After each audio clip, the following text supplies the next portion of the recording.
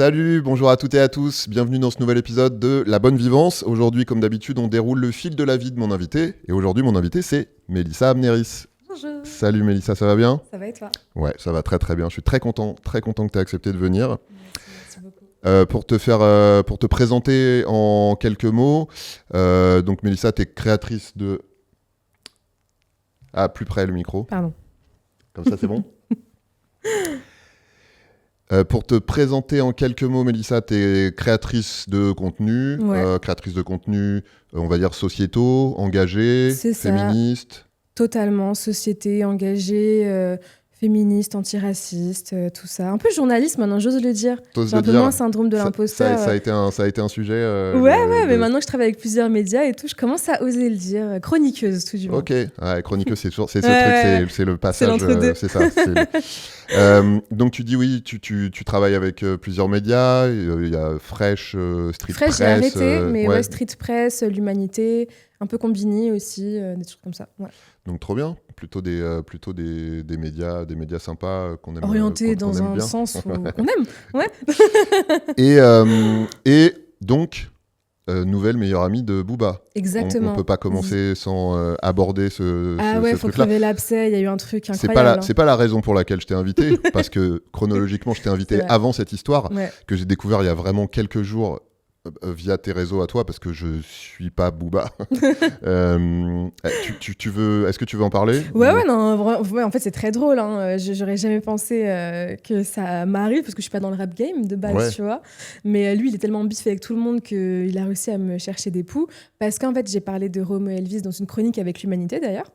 Et je parlais de réhabilitation, de justice restaurative, de féminisme anticarcéraliste, enfin de mots que Booba ne saisit pas. Qu'il a peut-être pas, ouais. Et du coup, Booba, il a juste compris ça. En fait, il y a un constat, ça fait 10 ans MeToo, presque 10 ans. Qu'est-ce qu'on fait après ça ? Quelles questions on pose ? Quelles conditions on devrait poser ? Et lui, il a juste dit, OK, moi, pas comprendre, elle dire soutenir violeur et soutenir pédophile. Voilà. Et du coup, c'est venu de ça à elle soutient Epstein et Pellico et machin. Du coup, il a fait toute une campagne contre moi, mais franchement, je l'ai ratio de fou. Ouais. J'ai fait une gestion de crise incroyable, je trouve. Mieux que Gazo et tout le Tinton. Hein. Moi j'ai vu tes contenus. J'ai trouvé de ma petite place à moi que c'était admirablement bien géré. Inverser le truc, reprendre les trucs à ton compte. Je suis assez fière de comment je l'ai géré. Ouais, il a leaké des photos qui dataient de 2022 en privé. Je suis en mode, vas-y, franchement, j'avais 10 kilos de moins. Je suis géniale dessus. Top. Merci pour la pub. Après, ceci dit, donc encore une fois, bien joué, good game. J'imagine que ça doit quand même pas être facile à gérer au niveau perso, parce que j'imagine que tu as dû te manger un torrent de merde, de commentaires nuls, j'allais dire sa commu, en tout cas de ses petits suiveurs. Ouais, c'est Radpi, comme il dit. Ouais. Au début, oui, énormément. Au début, c'était que sexiste, harcèlement sexuel, etc. Sur le fait que... Après, c'est malheureusement très banalisé sur mes contenus, où j'ai dû bannir, par exemple, les mots OnlyFans et tout machin, parce que tout le monde dit, toi, t'es bonne qu'à faire du porno ou du OnlyFans. Donc, c'était un peu sur ça. De toute façon, t'es qu'une escorte et tout, blablabla. Des trucs très imagés sur ce qu'ils pourraient me faire avec leur pénis. Mais après, il a dit que j'étais juive sur ses réseaux. Donc, ça a pris une autre dimension, où là, c'était de l'apologie de Monsieur H. Des trucs assez horribles. Mais en fait, après, j'ai tellement géré le truc que maintenant, ces Radpi, ils sont dans mes DM pour me demander si j'ai un PayPal. Donc, moi, j'adore, en fait. Et est-ce qu'il y a eu une espèce de rééquilibrage entre... Parce que c'est toujours la question, c'est entre le flot de haine, si c'est contrebalancé par les gens de ta commu ou les gens...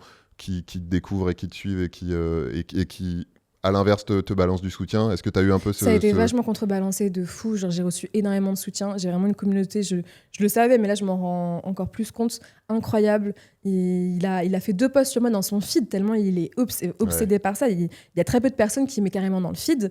Et on l'a tellement ratio en commentaire. Tous les commentaires, c'est des gens qui me suivent. Parce qu'en fait, il a déterré des tweets. Il essaye de trouver un truc sur moi qui m'incriminerait. Sauf que les gens ils sont en mode, mais t'as trouvé que des trucs basés. Ouais. Il a mis mon CV de quand j'étais étudiante. Donc en mode, travailler au McDo, haha. Bah oui, enfin ouais, j'ai payé mes études, Truc donc je travaillais à côté. nul.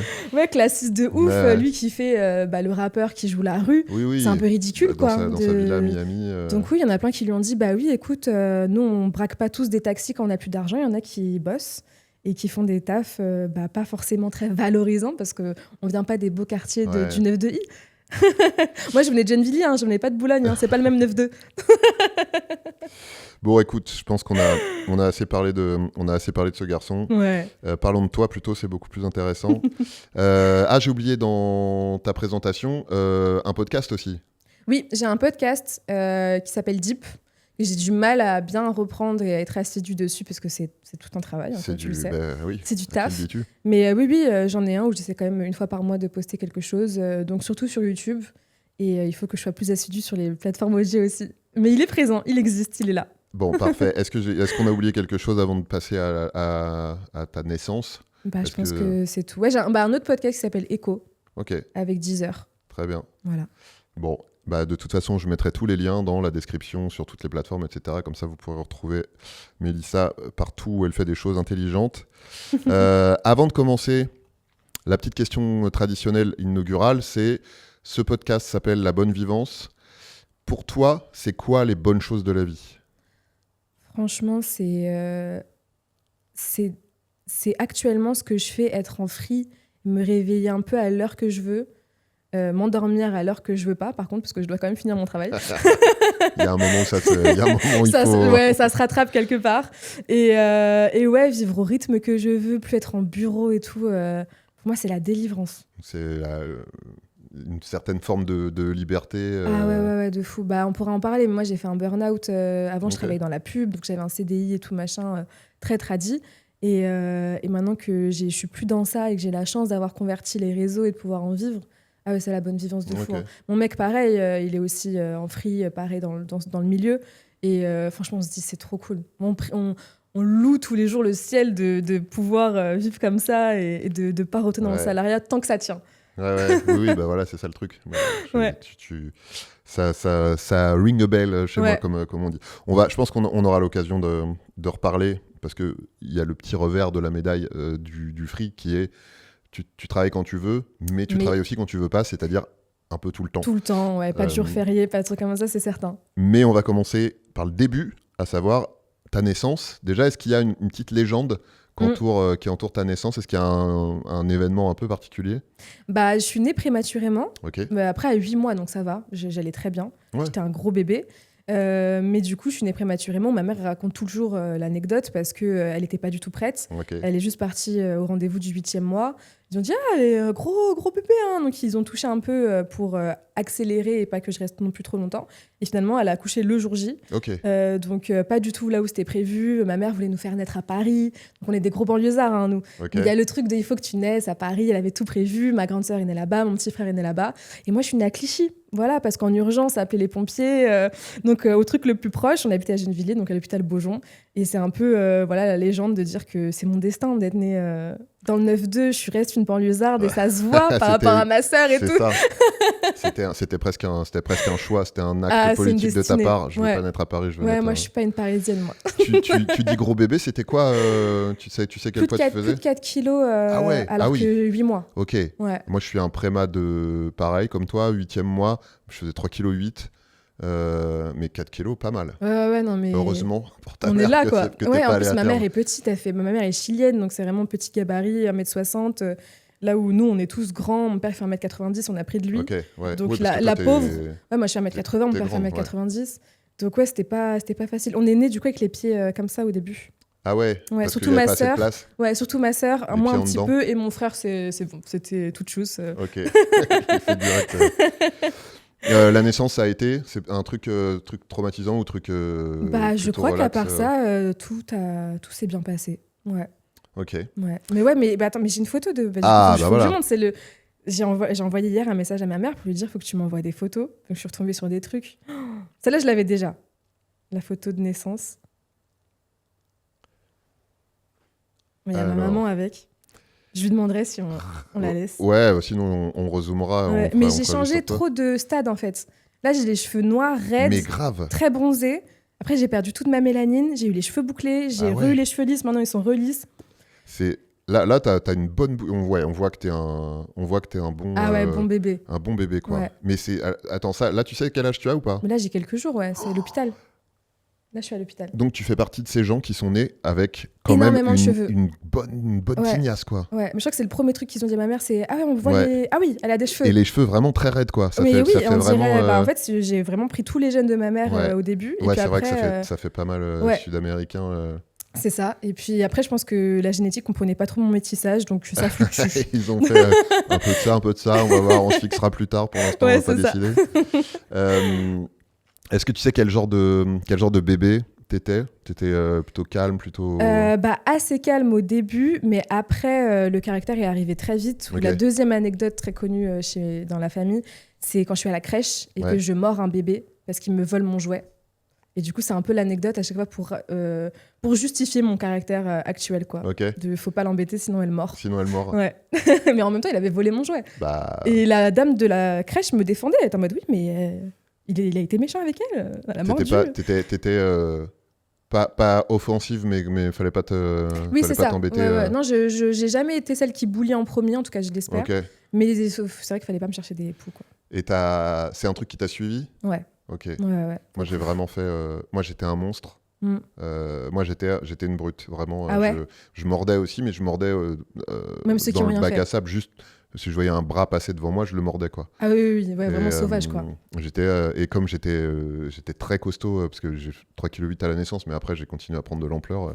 J'étais une espèce de monstre physique, et du coup, j'étais vraiment, littéralement, la terreur des bacs à sable. Ah oui, c'était toi, du coup, que les gens racontent. Maintenant, je le vois au podcast. Donc toi, t'étais plutôt... Moi, bébé cool, mais fallait pas t'embêter, quoi. Ouais, après, je jouais un peu la justicière. Bon, on va en parler après, mais collège et tout, je fais un peu la justicière. Les profs, ils en pouvaient plus. Ils disaient, mais votre fille, elle se mêle de tout et de rien. Ça la regarde pas, elle rentre dans les embrouilles. On y reviendra, mais c'est marrant parce que ça, c'est encore un point commun qu'on a. Moi, mes profs m'appelaient l'avocat du diable. J'essayais toujours d'aller défendre les gens qui... Ok, donc bébé cool. Pas de soucis de santé particuliers. Pas de soucis de santé, franchement, ça va. Ma soeur était beaucoup allergique. Moi, ça a tout roulé. La bouffe. La bouffe, je crois que ça va aussi. Normal. Le sommeil, bon franchement, dodo. ma mère, elle s'est jamais trop plainte. Elle nous a toujours dit 3 bébés cool, 3 bébés gentils. Après, dans ces cas-là, t'as deux options. T'as soit les bébés sont effectivement très cool, soit la maman est extrêmement résiliente. Je pense qu'il y a un peu de ça. Ma mère est aussi très gentille. C'est une maman vraiment dévouée à 100%, 200%. Donc je pense que même si on était un peu chiant, elle était incroyable. Elle vous a pas enfoncé. Non. Est-ce que tu sais si t'avais une tache de naissance? Non, j'en ai pas. Alors que pourtant, mon frère et ma sœur en ont une. Ma sœur, elle avait le 3e œil. Ok. Mon frère, il avait la tache ici. Donc parce que ma mère, elle avait un peu peur qu'on nous échange à la maternité. Donc elle cherchait les signes distinctifs pour ça. Moi, j'en avais pas. Et du coup, c'est un épi que j'ai encore. Bon, là, j'essaie de le coiffer, mais je l'ai encore un peu ici. Et comme j'avais une grosse touffe, ça se voyait. Donc c'était ça qu'à regarder. Mais maintenant, j'en ai une. Et c'est très bizarre. Il est derrière là, la cuisse. Et c'est un M. Mais genre vraiment un M. Ah ouais?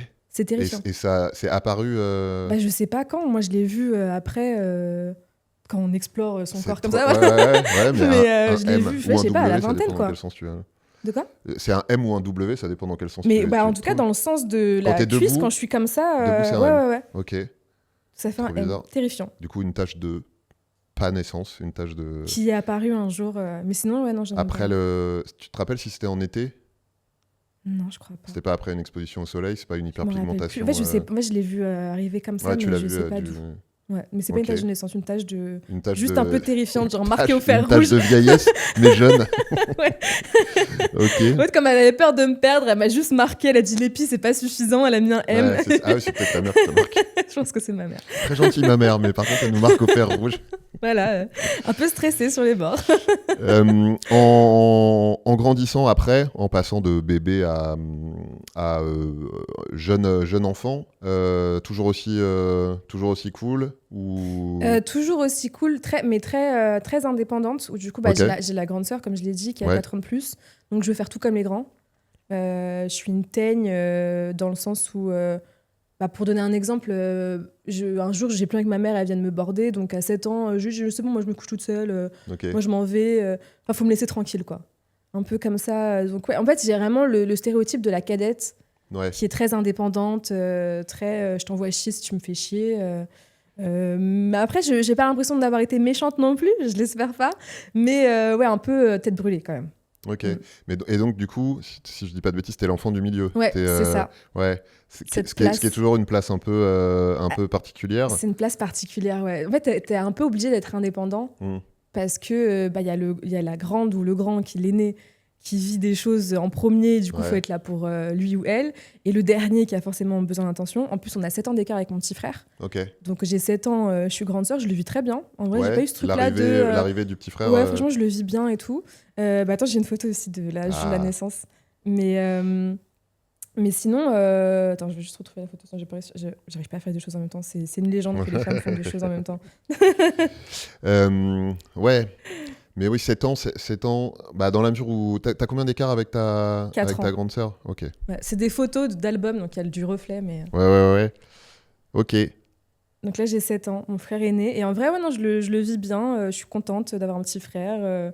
Je trouve ça cool. Au début, j'y crois pas. Le jour où mes parents, ils me disent... Enfin, mon père, du coup, il me dit « Ouais, c'est bon, ta mère, elle a accouché pendant la nuit, elle a la maternité. » Je lui dis « Non, pour moi, c'est une grosse blague. » Ah, toi, t'étais pas... J'y crois vraiment pas. Tu te couches, tout va bien, tu te réveilles... En fait, c'est pendant la nuit. Il est né à 5h du matin. Donc, ils sont partis vraiment dans la nuit. Moi, je dormais. On se réveille, mon père il me dit « C'est bon, t'as un petit frère, il est né. » Je dis non, en fait, vous me faites tous une farce. Ah, mais c'est marrant, ça doit être quand même j'étais en particulier. Déni total et je me rappelle, on est dans le métro, parce que du coup, ils sont bien nés à Paris. On est dans le métro, je me rappelle, je tiens la barre comme ça et je me dis putain, la blague, elle va un peu loin là, c'est peut-être vrai. Et dans le métro pour aller à la maternité. Et c'est dans le métro que je commence à me dire, ouais, je pense que là, c'est pas une blague, je suis vraiment grande sœur, ça y est. Ou alors on va à Disneyland et vraiment. Ouais. Et après, je rencontre mon petit frère et tout, je suis contente. Ouais, tout de suite, t'es contente. Ouais, en fait, j'ai ce truc-là je suis vraiment une grande maintenant. Ouais. Comme je voulais être une grande, là, je suis vraiment une grande sœur. Ouais, t'es plus la petite. J'ai de l'autorité un peu, quoi. Ouais, c'est ça. Ouais. C'était première expérience du pouvoir. Ouais, horrible. Un petit être sur le... Pauvre enfant qui vient de naître, qui a un tyran déjà prêt. Et les relations intra-fratrie, ça donne quoi Ouais, avec ma soeur, on était très très proches du coup, que 4 ans d'écart, mais on avait les mêmes délires. On regardait la même chose, on s'entendait très très bien. Donc même quand on parle aujourd'hui, on nous comprend pas vraiment parce qu'on parle que en ref. Avec mon petit ref. Ouais, que des refs de Disney, de manga, des trucs comme ça. Et avec mon petit frère, du coup, beaucoup plus d'écart. 11 ans avec ma sœur, 7 ans avec moi. Donc, et en plus, c'est un garçon, donc il y a eu un petit peu moins d'accroche sur les délires et tout. Mais du coup, elle est plus vraiment grande sœur. Mais après, c'est dommage que je suis partie tôt de chez mes parents, donc on est un peu moins proches et tout, mais ça reste mon petit frère. Je l'aime quand même de tout mon cœur. Et pas eu de truc, je pense notamment à ta grande sœur ou toi par rapport à ton petit frère, pas eu de moment où tu fais un peu, soit tu te fais un peu bully, soit tu bullies un peu, pas eu de truc un peu rude Franchement, non, j'ai vraiment pas le souvenir. Même mon petit frère, ça a pas trop. Il a eu une petite phase Pookie, un peu balance et tout, mais vraiment pas trop. Les armes du petit dernier. Les armes du petit dernier. Il aimait bien m'embêter quand même parce qu'il savait que je m'énervais vite. Ah. Donc il disait, mais moi j'aime bien t'énerver parce que tu t'énerves vite et tout, donc il me titillait tout le temps. Mais c'était de bonne guerre, quoi. Ça va. Il y a pire. Quand je vois les histoires d'autres fratries, je me dis, ça va. Bah oui. Il y en a vraiment, ils se foutent sur la gueule, quoi. Nous, c'était plutôt chill. Ok. Ouais, bonne ambiance. Pour en revenir juste à toi, à cette période-là, donc jeune petite enfance, toujours pas de maladie. Non, le pédiatre. Franchement, j'ai jamais, Dieu merci, j'ai toujours eu une santé vraiment très tranquille. Ouais. Et quel genre d'enfant t'es ? Est-ce que t'es casse-cou par exemple ? Est-ce que tu fais un peu t'es un peu tête brûlée ou t'es plutôt sage ? Ça, c'est là où on voit que être une petite fille, ça va arriver. Enfin, comprendre que je suis une petite fille, ça va arriver vite dans ma vie. Ouais. C'est que je suis très casse-cou au début. Et quand je me rends compte que je suis une fille, je crois, j'arrête d'être sportive totalement. Okay. Au début, je cours partout, je monte, j'escalade, j'adore les voitures. Mon film préféré, c'est genre Toy Story, tu vois, pas un truc de princesse et tout. Et après, je me prends un peu pour un garçon. Genre, je pense que le prénom Mélissa, c'est un prénom de garçon. Okay. Alors que pas du tout. Okay. J'ai un peu un truc de mon prénom, il est pas bien et tout. Et quand je me rends compte que je suis une fille, du coup, je me dis non, faut que j'arrête de courir, faut que j'arrête de machin. Okay. Et là, plus tout sportive, mais vraiment pas. Est-ce que c'est vraiment tu penses que t'es un garçon, ou est-ce que c'est juste tu te poses pas la question de ce qui est ok ou pas ok, tu fais ce que t'as envie, et à un moment tu prends conscience que ah bah non seulement je suis une fille, mais ça va avec des trucs qu'on attend de moi et des trucs qui me sont un peu interdits. Bah, je pense que je suis trop petite pour en prendre conscience, mais en tout cas, comment ça s'exprime, le souvenir que j'ai, c'est que je me dis, je ressemble trop à un garçon. J'ai l'impression d'avoir une voix trop grave. Ouais, J'ai l'impression que mon prénom, il est pas féminin. Et je sais, alors que pas du tout. Enfin, Mélissa, pour les le prénoms coup, en A déjà, c'est déjà, voilà, il finit en A. C'est vraiment pas mixte du tout. J'ai une voix de petite fille, vraiment. J'ai des cheveux longs. Ma mère, elle nous a toujours habillés vraiment en fifi, quoi. Okay. Mais après, je deviens très, très girly. J'adore le maquillage, j'adore les poupées, les Bratz. Moi, je suis la génération Bratz. Au début, j'avais beaucoup de Barbie de ma grande sœur. Et puis après, les Bratz qui arrivent, c'est les baddies originels. Ouais, c'est ça, et je rentre là-dedans et je kiffe, en vrai. Après, ça me forge déjà une personnalité où, bon, non, aujourd'hui, je m'appelle la baddie engagée. Ça part des Bratz, hein, je pense. Hein. Mais par contre, j'arrête de me mouvoir dans mon corps et d'être libre dans mon expression corporelle, je pense. Ouais. Et tu saurais situer à quel âge ça arrive, ça? Bah ça, je pense que c'est assez tôt, hein, parce que le truc du prénom et tout, je suis en maternelle. Ok. Donc j'ai genre 4 ans, 4-5 ans, quoi. Petite, ouais, je suis petite. Et par la suite, du coup, tu dis tu deviens girly, etc. Tu t'arrêtes de courir et de sauter partout. Il y a un moment où en plus tu commences à intégrer le fait que oui, effectivement, il y a des trucs que ton petit frère, qu'on attend de ton petit frère et pas de toi, ou inversement que t'es un peu comme ta grande sœur, il faut que tu fasses ci, il faut que tu fasses ça, il faut que tu t'habilles comme ci, comme on a 7 ans d'écart, ça met du temps à arriver, ça, le temps que ce soit plus un bébé, quoi. Ouais. Mais oui, le premier truc où je m'en rends compte, c'est un soir d'Halloween. Donc lui, il est petit, je sais pas, il doit avoir une dizaine d'années, genre 9 ans, un truc comme ça. Moi, j'ai 16 ans, 16-17 ans. J'ai eu le droit de sortir parce que j'avais très très peu le droit de sortir. Mon père, c'est un fou furieux. Okay. Il avait mis un traceur sur mon téléphone pour voir où je suis. Si je m'éloignais d'un certain périmètre, il y avait une alarme qui s'allumait. À 18h00, il m'a appelé, mais c'était une vanne avec mes potes et tout. Genre, ils avaient fait un remix de la chanson de Gizmo. À l'époque, c'était maman, maman, maman, s'il te plaît, machin. Et du coup, ils avaient fait un remix de papa, papa, s'il te plaît, rends-moi mon iPhone, papa, s'il te plaît, ce qui me confisquait tout le temps mon téléphone. Ah, wow. Dès que j'étais plus de 5 minutes au téléphone, ils me le confisquaient. Des fois, ils me disaient, vas-y, mets ton mot de passe. Et je disais, bah non. Du coup, ils me disaient, ok, plus de téléphone pendant 3 mois pour fouiller. Pour fouiner pour fouiller et tout. Okay. Donc, c'était assez hardcore. Là, j'avais le droit de sortir juste voir un film d'horreur pour Halloween. Et dès que ça se finit, mais genre très tôt, en 21h, faut que tu rentres. Okay. Et je dis d'accord. Et Ilan, donc mon petit frère, il est où? Il me dit, ouais, il est en train de faire la tournée des bonbons. Donc mon petit frère qui a genre 9-10 ans, lui, il fait la tournée des bonbons, c'est ok. Et moi, j'ai 16-17 ans. Okay. Et je dois rentrer parce qu'il est 21h, quoi. Et je me dis, c'est chaud. C'est pas la même, c'est pas la même ambiance. Ouais, ok, ouais, j'imagine.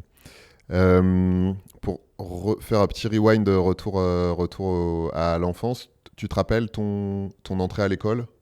Comment tu l'as vécu? Est-ce que c'était un truc que t'attendais?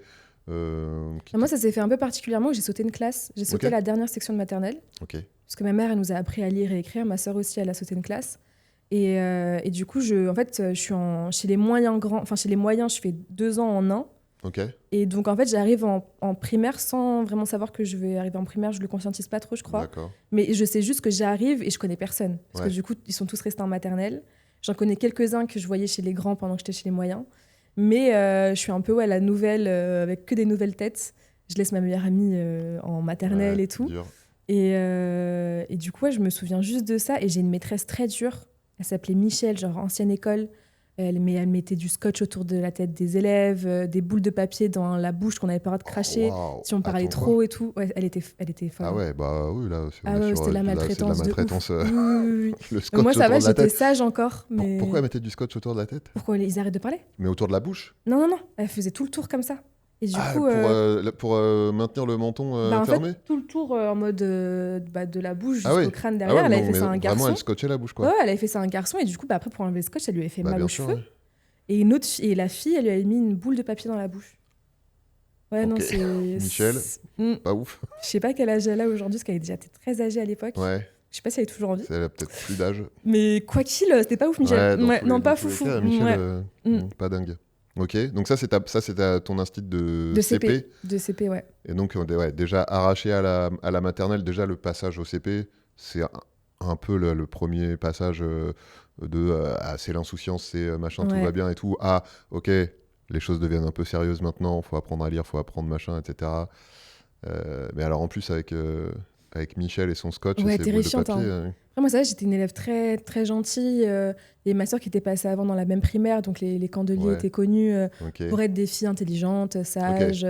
Donc ça allait, j'avais bonne réputation. Ta sœur t'a bien préparé le terrain parce que t'as quand même deux possibilités. C'est soit l'aîné, c'est une purge et du coup t'arrives, on t'attend au tournant, soit l'aîné, elle t'a préparé le terrain. Après, on attendait aussi au tournant dans le sens qu'il fallait que je fasse aussi bien que ma sœur. C'est une petite pression. Mais ça va, c'était assez naturel au début d'avoir des bonnes notes. Elle est quand même meilleure que moi, Okay. Plus bonne élève, encore plus sage. Mais du coup, ça allait. La primaire, je suis la bonne élève qui a toujours félicitations. Et tout, enfin, le collège, non, la primaire, pardon. Bonne élève qui a toujours félicitations. C'est après que ça se gâte. Au début, je suis encore une gentille petite fille. Et l'école, t'aimes bien? Ouais, j'aime bien l'école. J'aime bien l'école. J'ai que des bons souvenirs de la primaire. On joue. Moi, je veux pas jouer à la corde à sauter et tout machin. Parce que, comme je t'ai dit, j'ai pris conscience de mon corps et j'ai peur de me ridiculiser. Donc, c'est aussi pour ça que je deviens nulle en sport. C'est qu'en fait, j'ai peur d'être jugée, quoi. Donc, je cours plus, je fais plus de corde à sauter, je fais plus tous les jeux physiques. Mais on joue à beaucoup de jeux d'imagination. C'est le truc des verres à la cantine. On trouvait l'âge. Avec l'âge, Ça allait être notre âge dans le jeu après qu'on allait jouer pendant la cour de récré. Et sinon, on jouait à Charmed. Donc moi, j'étais Piper. Voilà. Très bien. On jouait au DS, j'étais Athéna. Ok, stylé. Et on joue au drôle de dame. Alors, je sais pas qui avait mis ça, parce que moi, j'ai jamais regardé ça, et c'est une ref assez ancienne. Ça date un peu, c'est moins Charmed, drôle de dame. On avait un garçon qui jouait avec nous. Est-ce que c'est pas l'année où il y a un film drôle de dame qui est sorti? C'est peut-être ça. Moi, je connaissais pas du tout. C'était le garçon qui jouait avec nous. Mais il y a toujours un garçon qui tourne avec les filles. Évidemment. Et c'était lui qui nous avait dit, on joue au drôle de dame et tout, machin. Et lui, il jouait Charlie, du coup. Voilà. Bien sûr. Et donc du coup tu te parles de jeux machin etc. T'avais des potes, t'avais des amis ou t'étais plutôt solitaire? Franchement ça va, j'ai pas mal d'amis et tout, et c'est là que je commence à faire la justicière, comme on disait, où il y avait la bande, mais vraiment je sais pas si t'as la ref de Phénomène Raven, mais Alana et tout, genre vraiment la clique de 3 en plus, comme dans les séries américaines où c'est Johanna, je sais pas si on dirait un autre nom, mais bon, qui jouait la petite teigne et tout. Et du coup, moi, je m'oppose toujours à elle. C'est contre elle que je dis mon premier gros mot. Genre, je dis ta gueule, et pour moi, c'est un truc de fou, quoi. Ta gueule. J'ai dit ta gueule. Mais c'est Attends, dingue. Tu dis ton premier gros mot vraiment à haute voix? C'est la première fois que tu dis un gros mot? Je lui dis à elle. Je lui dis à elle, T'as jamais dit de gros mots avant? Non, parce que l'éducation très stricte. Donc même, vraiment pas le droit de dire de grossièreté. Et là, je dis ça, ça sort tout seul, quoi.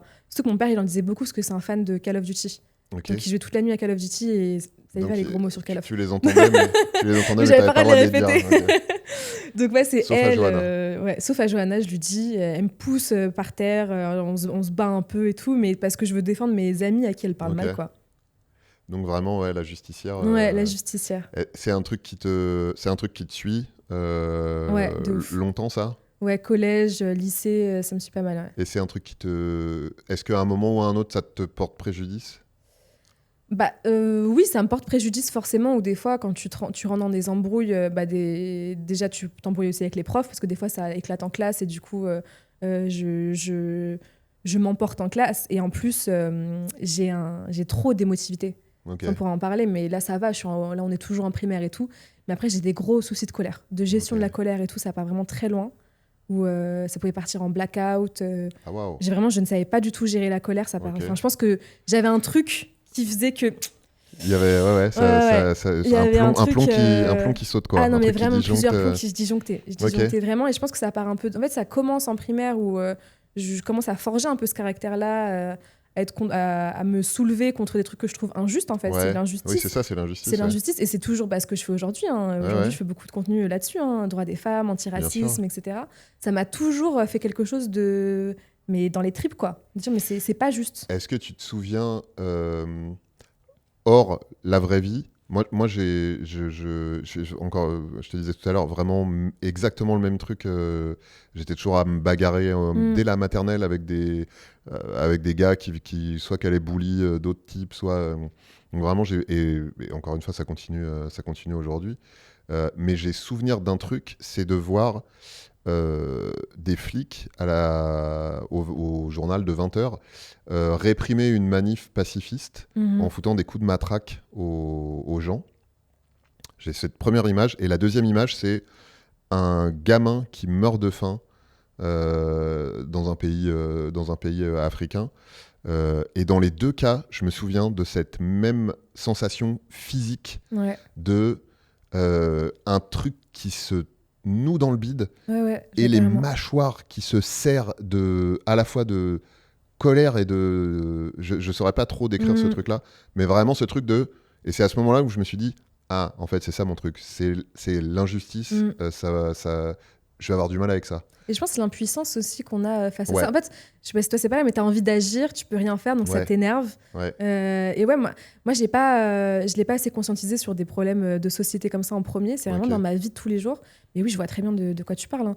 Moi, c'est plus sur des copines, en fait, des garçons qui sont méchants avec elles, un garçon aussi qui se faisait bully. Du coup, j'ai essayé d'être gentil avec lui. En tout cas de le défendre, mais c'était mes amis dès qu'on leur disait un truc pas bien, une fille dès qu'un garçon était pas gentil avec elle, où je me disais en fait c'est trop injuste, il faut que je dise quelque chose parce que lui c'est le méchant. C'était vraiment ça dans ma tête, c'était très binaire quoi, lui c'est le méchant donc il faut le truc justicière quoi. Trop je te demande si ça t'a porté préjudice parce que globalement on n'aime pas trop si tu fais partie du camp des opprimés, t'es très heureux d'avoir des gens comme ça pour venir t'aider. Mais globalement, les adultes, les profs, etc. Toi, je sais pas comment ça s'exprimait. Je pense qu'en plus, toi, t'es un garçon, donc peut-être que ça amenait aux bagarres. Ouais, il y a eu pas mal de trucs de bagarres. Même encore aujourd'hui, hein, les très rares fois où je me suis battu, c'était dans ce cadre-là. Moi, j'ai la chance et le malheur en même temps d'être une femme, d'être une fille à cette époque-là. Donc ça partait quasi jusqu'aux mains. Et toutes les fois où j'ai failli me battre, c'était avec des mecs. À cause de choses comme ça, d'injustice et tout, que ce soit contre moi ou contre d'autres personnes.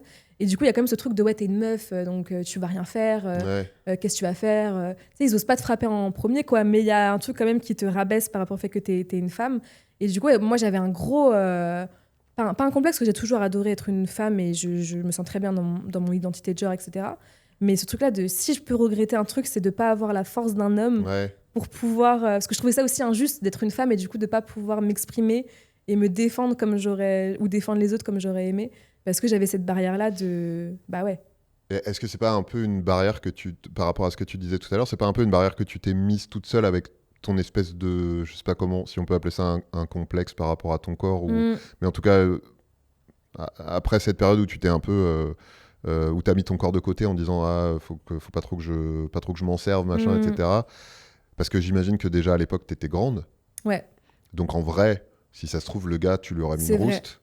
Non, mais après, en fait, il y a ce truc où, en fait, dès le collège et tout, je commence à avoir ces problèmes de colère, où en fait, comme je trouve ça tellement injuste, je ne conscientise plus la peur, je ne conscientise plus ce qui se passe autour de moi, je ne voyais plus ce qui se passait autour de moi, et du coup, je suis rentrée dans le tas. Je suis rentrée dans le tas, mais comme je suis une meuf, les gens venaient séparer quand même beaucoup plus vite. On laissait moins le spectacle de garçons qui doivent se taper dessus, parce que c'était pas naturel, je pense, pour les gens. De voir ça passer. Mais oui, j'ai mis des tartes, je me suis battue comme avec des mecs, j'ai reçu des coups de pied, j'ai reçu des trucs. Mais plus tard, du coup. Mais plus tard. Au collège. Allons-y, franchissons le cap, rentrons parce que franchement, au collège. Primaire, je suis juste une petite fille chill, quoi. Je suis bonne élève. Une justicière, mais une justicière cool. Ouais, parce qu'il n'y a pas encore trop de trucs. Enfin, en tout cas, moi, de ce que je voyais, c'est plus collège où on commence à être horrible entre nous. Hein. Alors, let's go, collège. Déjà, est-ce que tu as un souvenir de ton... Parce qu'on parlait tout à l'heure du passage de la maternelle au CP, c'est pas la même chose, mais globalement, j'ai l'impression que les gens vivent encore plus difficilement le passage de la primaire à la 6e, où t'es vraiment en haut de l'échelle alimentaire quand t'es en primaire, parce que t'es les CM2, t'es les plus grands. T'arrives au collège, t'es vraiment la proie, quoi. Toi, t'as souvenir de ce passage ? J'ai souvenir de ça, j'arrive. Après, du coup, comme tu l'as dit, j'ai la chance d'être quand même grande. Donc en plus, les filles grandissent un peu plus vite que les garçons. Donc Ouais. même par rapport aux filles et aux garçons, je suis assez grande. Donc ça va. J'ai toujours ma sœur qui a fait le même collège. Donc bonne réputation, en tout cas de la part les surveillants, les profs et tout. Mais par contre, quand t'arrives, elle y est plus. C'est ça. Elle est passée au lycée. Elle est passée au lycée dès que j'arrive en 6e. Donc franchement, ça va. Mais le premier souvenir que j'ai, c'est la première heure de colle que je me prends. Yes. Et je suis trop fière. Je me dis, ça y est, je suis une vraie collégienne. C'était une prof de maths.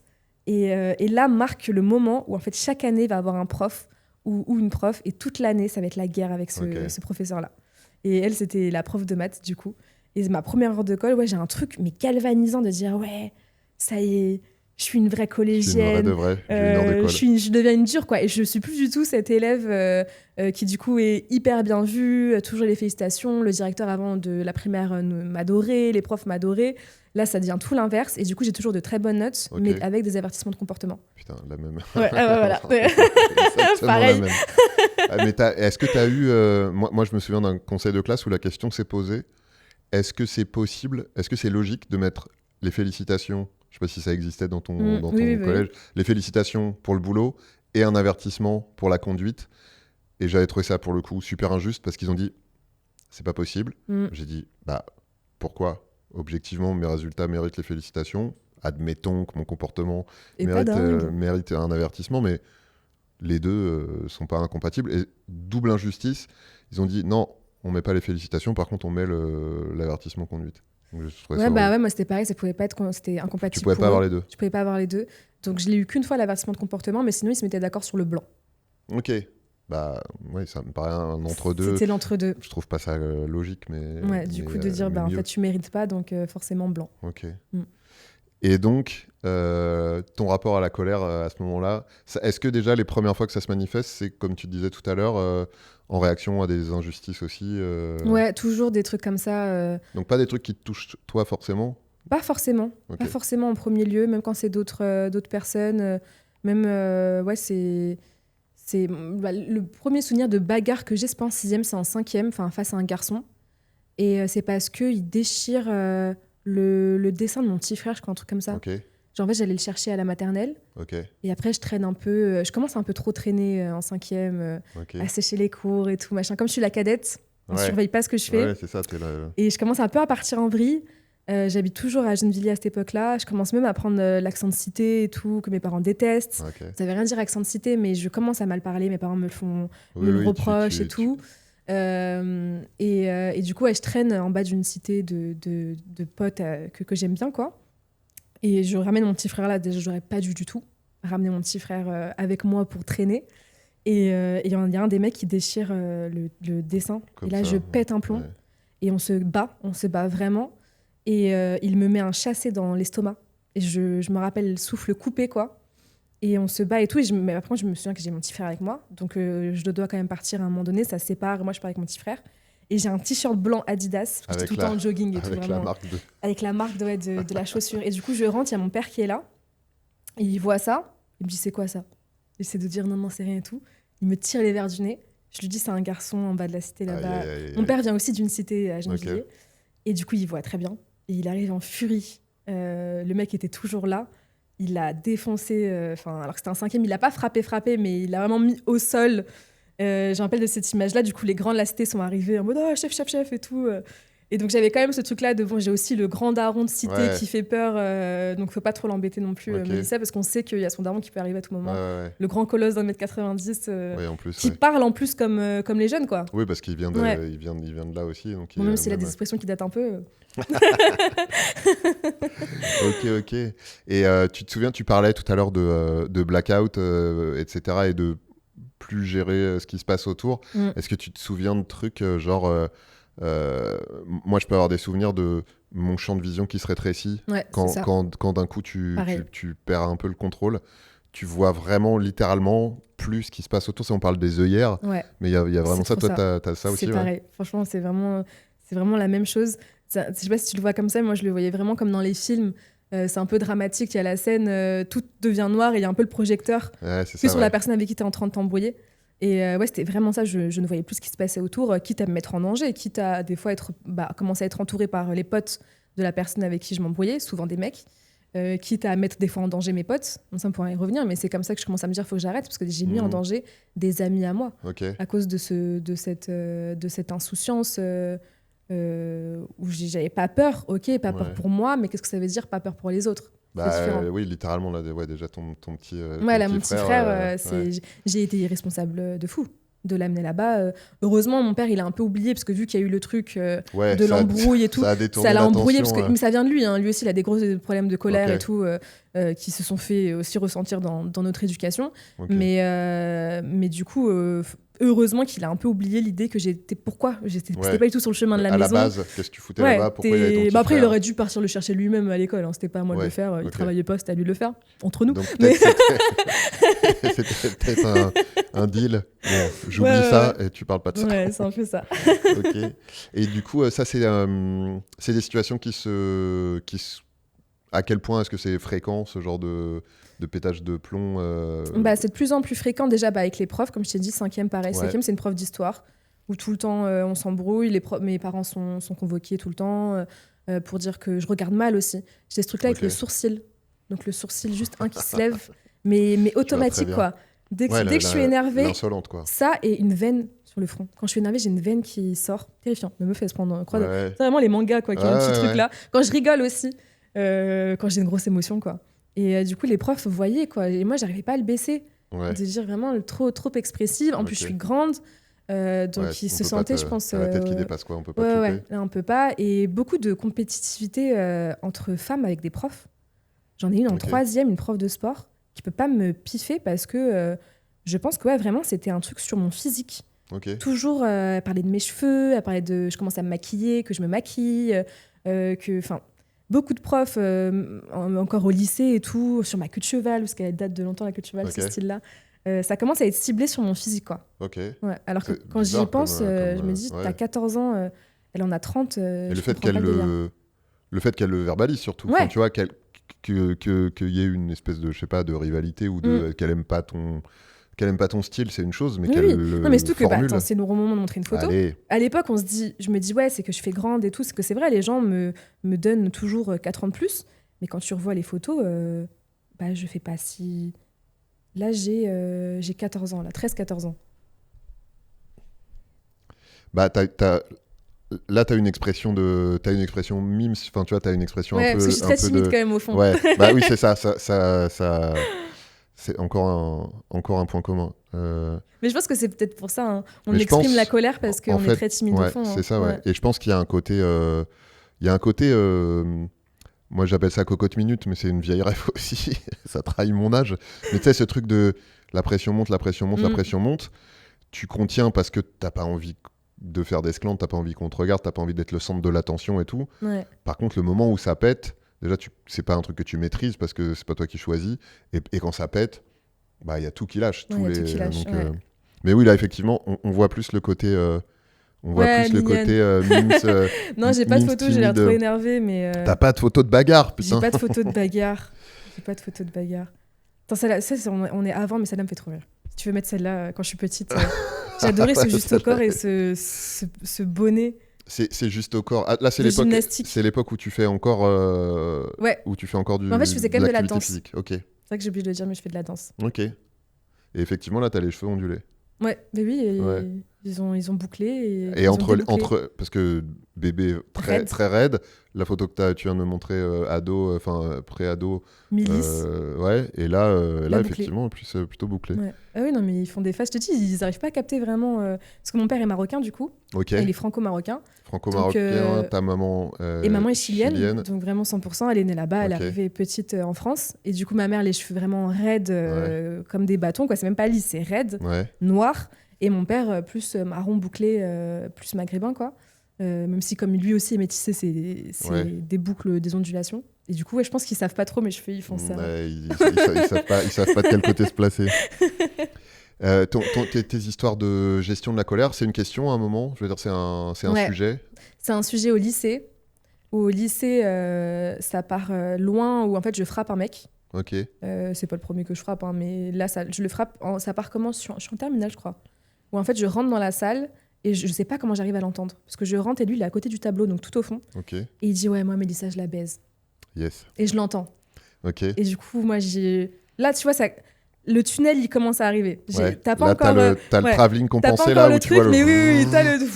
Comme dans Du coup, Les Dents t'y de la vas. Mer, là. Je sais pas si tu vois cette scène où tu vois le mec qui, d'un coup. Ouais. Ouais. Mais du coup, j'y vais très chill. Je sais pas si c'était comme ça au début, mais j'y vais très chill en mode. Je vais le voir, je vais le confronter. Je dis, t'as dit quoi? Et il me dit, non, rien. Et ça dure le ping-pong de t'as dit quoi pendant un long moment. Son pote à côté, très gentil, non, non, rien, Mélissa, rien. Qui lui me connaît parce que ça fait 3 ans qu'on est dans la même classe, Donc depuis il la sait. seconde. Lui, donc il sait. Non, non, t'inquiète, lui, c'est la première année, ce mec-là, qu'on est dans la même classe. Et au début, il dit non, non, rien et tout. Après, il commence à faire le show. De toute façon, t'es une meuf, tu vas rien faire, t'as que de la gueule et tout, machin. Il me chauffe. Jusqu'à qu'ils disent, moi, je l'ai dit, moi, je te. Ils finissent même pas la phrase que je lui mets un revers. Ok. La prof, c'est en cours d'histoire. La prof d'histoire qui est arrivée, je vois. Et là, je commence à plus rien voir. Et là, je pars en furie. Je sais que je lui saute dessus. Ok. Que, en fait, on commence à vouloir me séparer. Que je me débat et que je plonge, mais vraiment littéralement, je plonge. Qu'il y a une pote à moi qui est encore plus grande, qui me soulève. Et là, plus rien. Ok. Là, plus rien. Plus En rien, fait. tu Et te encore souviens tout pas. ça, je te raconte parce qu'on m'a raconté un petit peu machin et tout. Je sais plus tout ce qui se passe et je sais juste. En fait, on me met la tête sous l'eau. Elle me ramène dans les toilettes, mes Ah potes, ouais. et elles me mettent Vraiment la tête sous la l'eau. douche froide, Ouais, plan, parce qu'en fait, je suis incontrôlable, furie. quoi. Ouais. Et on me fout la tête sous l'eau pour que je me calme. Et du coup, là, ça part au CPE. Ok. Forcément, la CPE me déteste depuis la D'avant, seconde. ouais. Depuis la seconde. Pareil, un peu un truc de rivalité. Elle me traite de bimbo. Ça part en vrille aussi dans son bureau. Elle parle que je suis habillée comme je sais pas quoi, que Ouais. si j'arriverais peut-être à l'heure si je me maquillais pas autant, alors que je suis en hug, doudoune, slim, hein, mais du slut shaming qui commence Ouais. dès cet âge-là. Et du coup, elle me déteste. Elle prend la défense de ce mec-là, alors que Alors qu'à la base, c'est quand même lui qui a. bah ouais, il a quand même dit un truc horrible, quoi. Aucune sororité. Hein. De toute façon, je connais même pas ce mot-là à l'époque. Mais après, ça part quand même jusqu'au vice-pro principal. Le vice-principal me défend plus, où il est choqué de dire en fait on peut pas parler comme ça à une femme. Ok. Donc tant mieux. Il comprend un petit peu, mais j'ai quand même du sursis. Donc le sursis, c'est. Après, j'imagine que c'est un truc que un enseignement que tu as tiré de ça et d'autres moments. À partir du moment où tu t'énerves, à partir du moment où ça devient un physique en plus, de toute façon, tu as tort. Même si à la base, tu as raison, Oui, c'est ça. tu finis par avoir tort. C'est ça. Mais le vice principal, je sais pas, est quand même vraiment interloqué par le fait qu'il m'ait dit ça. Et comprend, je pense, un petit peu ma réaction, même si j'ai quand même puni et c'est normal. Mais la CPE voulait que je m'excuse. Et j'ai toujours refusé de m'excuser. J'ai dit non, mais je ne m'excuserai pas. Et pire encore, c'est pour ça que c'est parti plus loin. Et heureusement, finalement, parce que sinon, si c'était juste elle, on aurait eu, je pense, la même sanction. Je lui ai dit, mais si c'était à refaire, je le referais.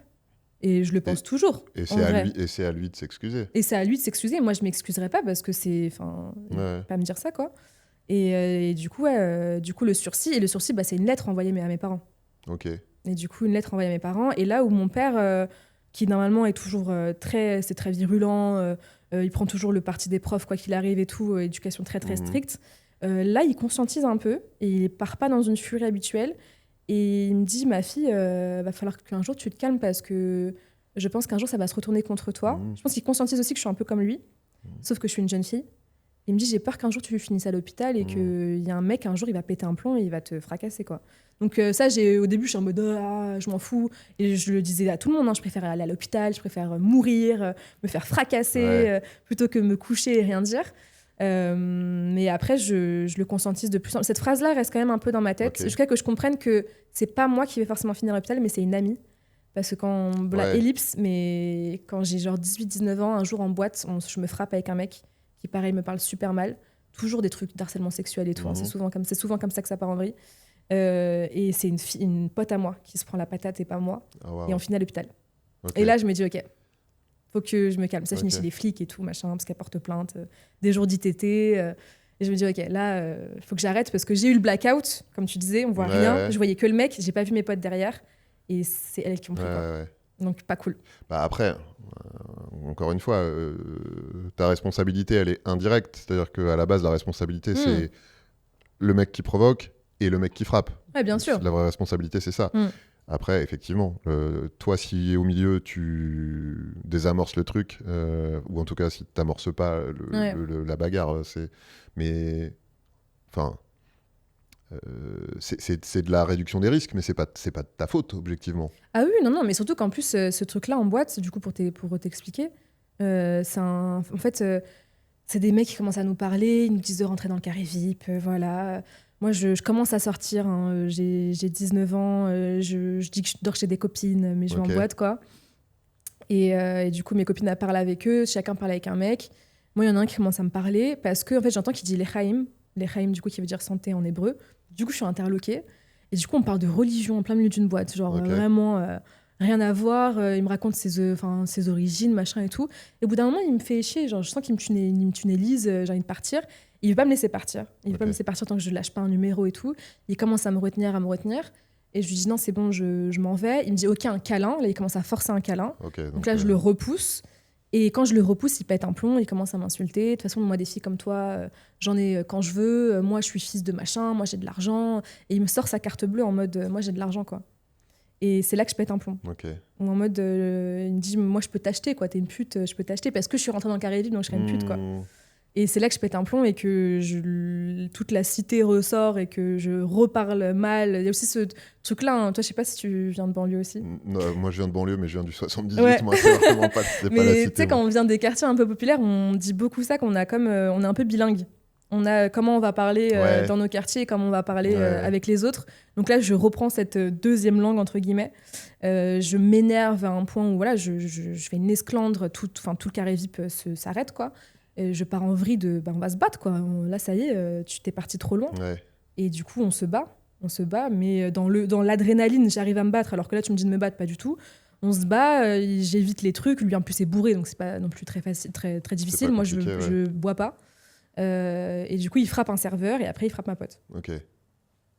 Donc, tout ça pour un mec qui force un câlin. Ouais, mais, oui, mais quand même, du coup, je veux dire, à la base, il y a quand même un truc qui est une agression.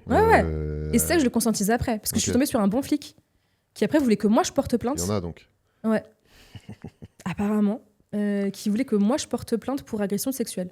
Mais je l'ai jamais fait parce que mes parents auraient été au courant et j'avais pas être en boîte. Blague à part, bon move du flic de te. Ouais, parce que sur le coup, comme ce mec-là dépensait de l'argent dans la boîte, c'est moi qui étais sortie de la boîte. J'ai été virée, soulevée par les videurs, parce que toujours en train de hurler.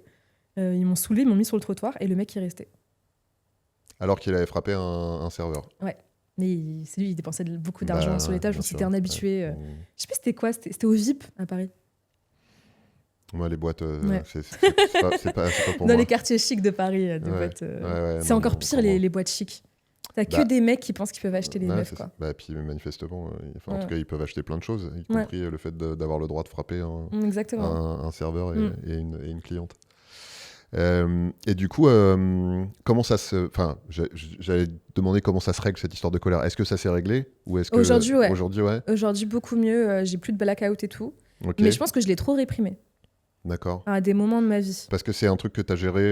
Est-ce que déjà, il y a peut-être ce moment-là le déclencheur est-ce que tu te dis, OK, là, il faut que je fasse quelque chose et si oui, comment tu fais pour essayer de gérer ta colère? Je pense que je mets du temps, je le conscientise qu'il faut que je fasse quelque chose, mais j'ai du mal à le faire.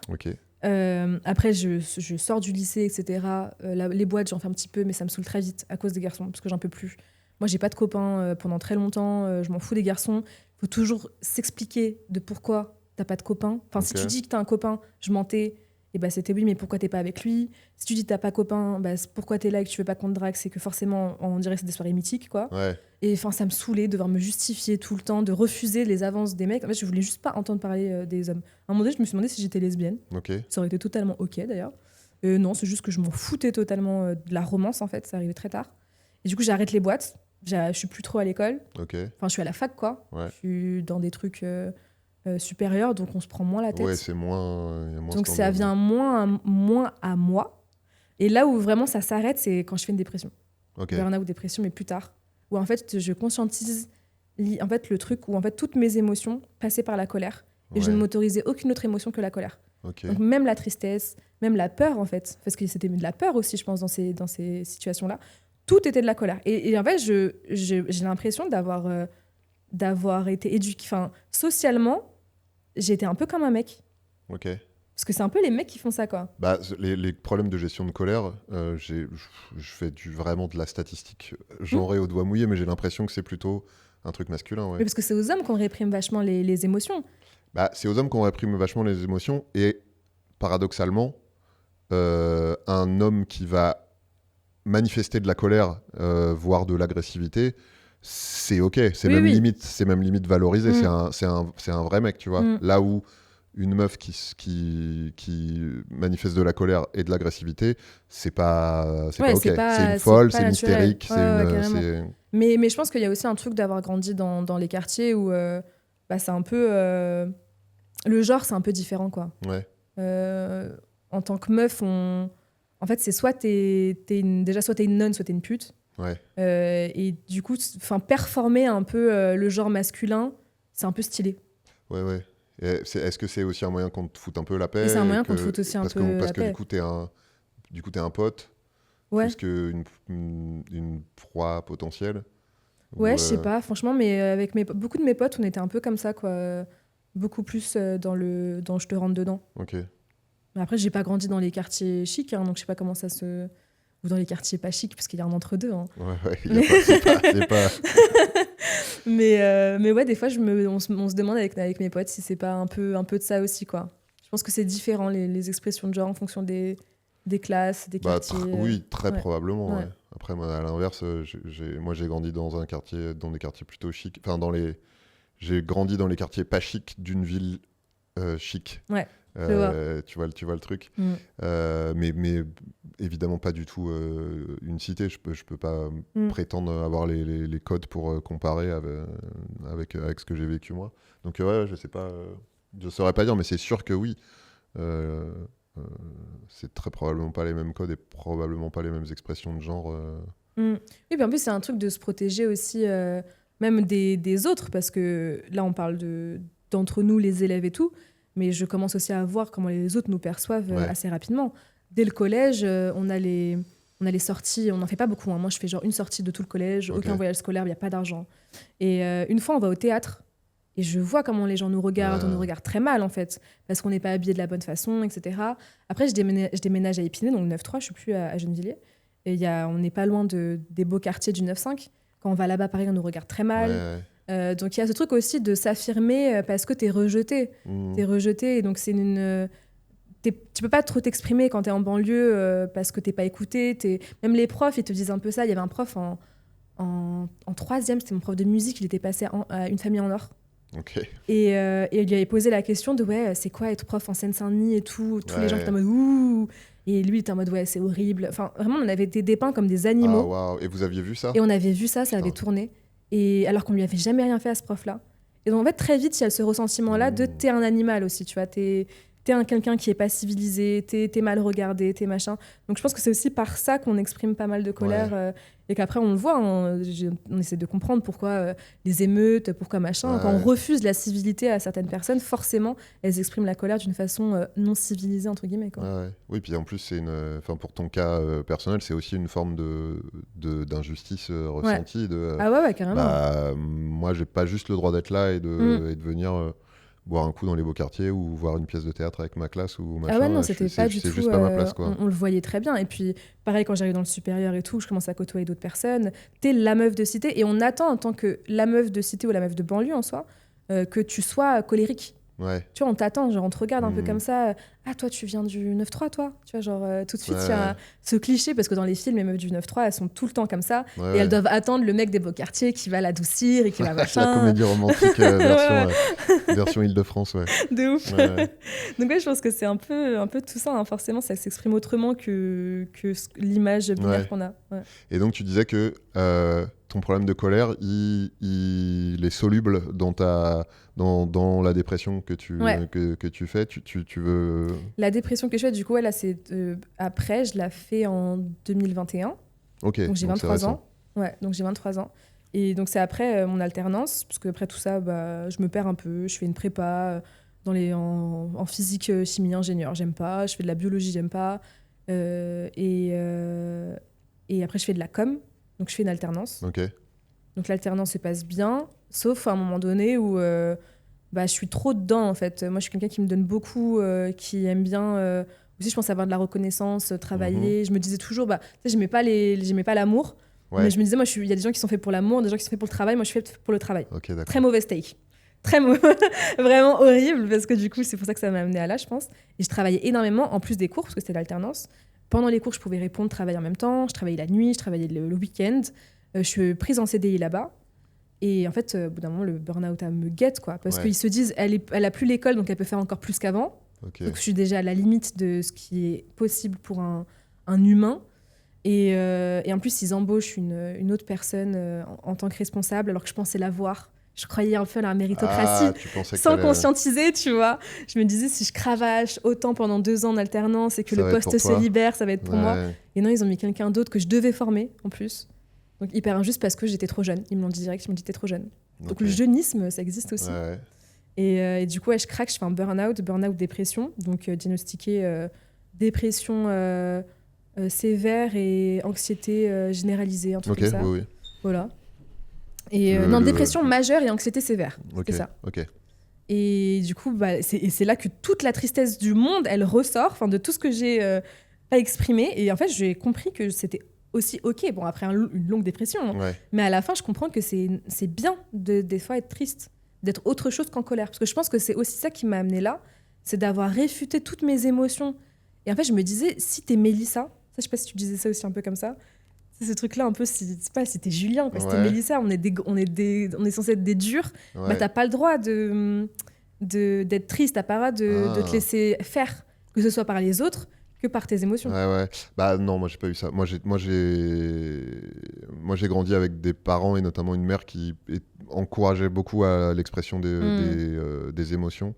Donc j'ai pas eu ce truc. J'ai eu conscience très tôt que pas aller bien c'était OK, être triste, pleurer c'était OK. Donc et tant mieux. Ouais, trop bien. Ça, Du coup, non, moi c'est là que je comprends que en tout cas c'est ce que l'auto psychologique analyse. Parce qu'à ce moment-là, tu parles de diagnostic, donc ça veut dire que tu vas voir un psy. J'étais du coup suivie par un psychiatre et par un psychologue. Les deux. Que tu poursuis. Non, j'ai arrêté parce que c'était excessivement cher. Donc le psychologue, c'était de ma poche. Ils te disent en plus que c'est remboursé par la Sécu. Il faut faire tellement de paperasse, ce qui est impossible quand tu es en dépression. C'est ça. Je ne pouvais absolument rien faire. Il fallait que j'aille poster des trucs. Je ne pouvais pas sortir de chez moi. Donc en fait, ils ne comprennent pas que c'est comme si... ça peut être indécent de dire ça comme ça, mais j'avais l'impression d'être en fauteuil roulant momentanément, quoi. Je ne pouvais rien faire. Je ne pouvais pas écrire, je ne pouvais pas réfléchir, je ne pouvais pas marcher dans la rue. Donc j'ai jamais fait les démarches, donc j'ai jamais été remboursée. Et puis le psychiatre, c'était les trucs gratuits CMP des villes, quoi. Ça, j'ai compris, c'est mon médecin qui m'a dit ça, révélation, donc...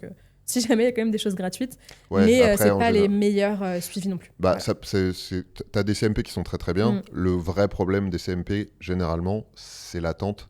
Comme c'est gratuit et qu'il y a un énorme besoin, donc une énorme demande, souvent t'as des mois d'attente. Quand moi j'ai eu de la chance, du coup en fait j'ai appelé, ils ont eu peur que je me foute en l'air. Du coup ils m'ont fait passer en première. J'imagine que t'as des créneaux d'urgence où vraiment. Non, ils ont voulu m'interner en HP. Au début, ça a été le premier truc de en fait, il faut vous interner en HP.